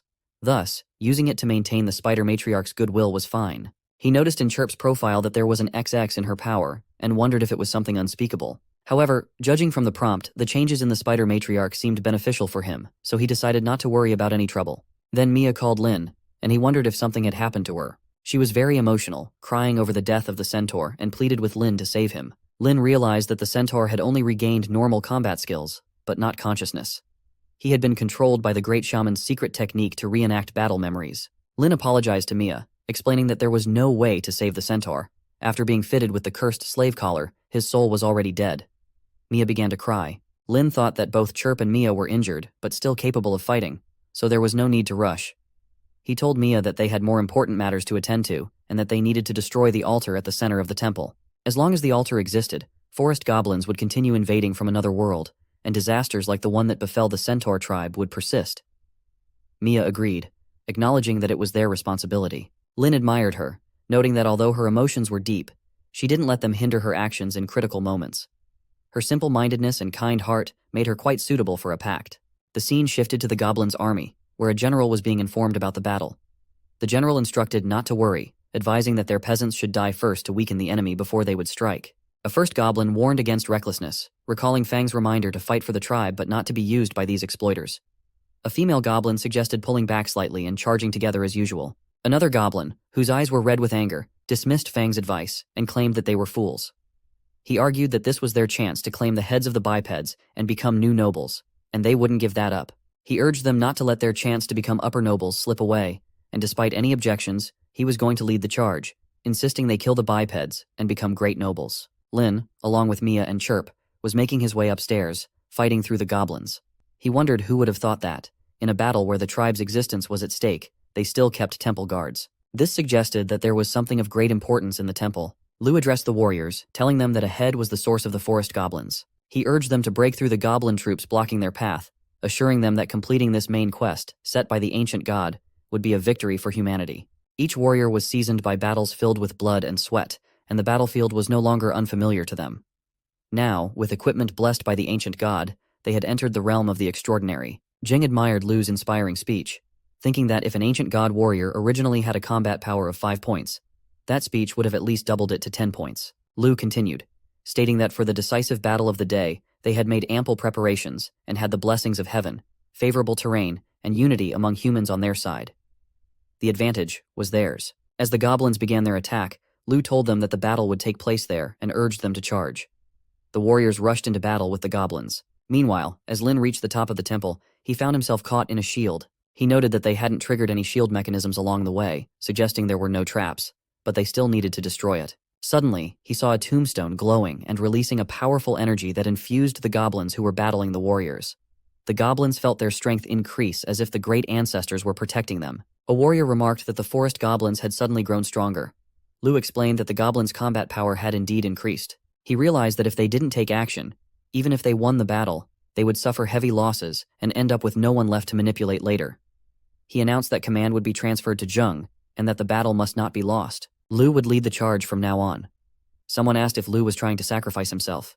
Lu urged everyone to follow him to eliminate the goblins. The scene shifted back to Lin, who thought that although he wasn't sure what the black aura was or what it did, it clearly didn't bode well. Regardless, his focus remained on destroying the altar to claim the main quest reward and then get out. He asked Chirp to smash the altar. As she rushed to attack it, the altar cracked, emitting a powerful aura towards Lin. Lin realized that the black aura was indeed harmful, and that the energy required to block it with the shield was alarmingly high. He noticed that neither Mia nor Chirp had any shield protection, and in such a dense black mist, they were potentially in danger. To his surprise, Mia seemed to be affected by a foul odor, but Chirp appeared unaffected. Lin concluded that the aura was harmless to the monsters, and might even be beneficial to them in some way. As the mist dissipated, Chirp and Mia approached Lin, asking if they could help Chirp. Lin reassured them not to worry, stating that Chirp would be fine. He reasoned that since the black aura could aid the monster's growth, there was no need to avoid it. However, although Mia's injuries were healed, she hadn't gained any benefit from the black aura. Lin checked Chirp's profile again and wondered what the X denoted. He vaguely remembered a prompt mentioning the creation of XX, and wondered if they were related. Lin felt a strange sensation at the mark on his hand, and realized that even without the prompt, he could sense that Chirp's condition was deteriorating, and she could no longer absorb any more of the black aura. He instructed Chirp to completely destroy the altar, and then they would leave. As Chirp attacked the altar, Lin asked Mia to assist as well. Seizing the opportunity, Chirp struck the altar, shattering it. On the battlefield, the goblins' strength returned to normal as their overstrength faded. Lu informed his warriors that the goblins would now be unable to defeat them, urging them to charge. A goblin noted that something was wrong and suggested retreating to avoid certain defeat.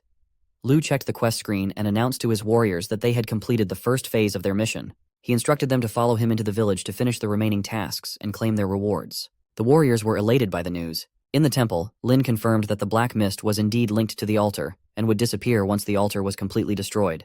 With the main quest completed, it was time to assess individual contributions.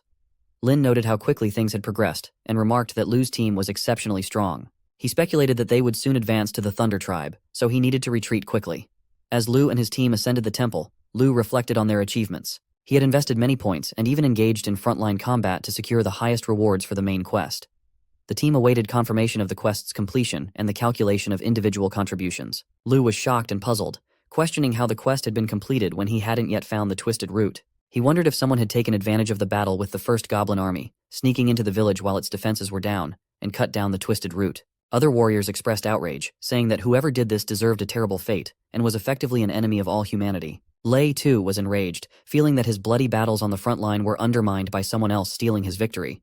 Lu, seeing that his individual rank was 2, realized that the main quest rewards were about to be distributed. He was dismayed that despite his extensive effort and planning to secure the most rewards, the outcome seemed to have been someone else's doing. He vowed to find out who was behind it and make them pay. Meanwhile, Lin discovered that he was at the top of the individual rankings, and would soon receive the rewards for completing the main storyline task.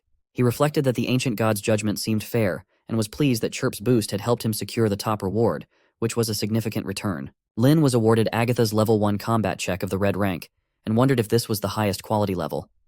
He was surprised by the ancient god's generosity. Mia, confused, couldn't clearly see what appeared in front of Lin. Lin gets that the main storyline chest had no location restrictions and could be opened at any time. It would unlock a red tier chest with a 90% chance of yielding gold tier gear and a 10% chance of red tier gear, with similar rules applying to other quality chests. Lin thought opening the ancient god's chest was as thrilling as drawing from a blind box. He felt fortunate to have drawn purple gear from a purple chest earlier, and, since he could now open the chest outside, he was eager to see how lucky he could be.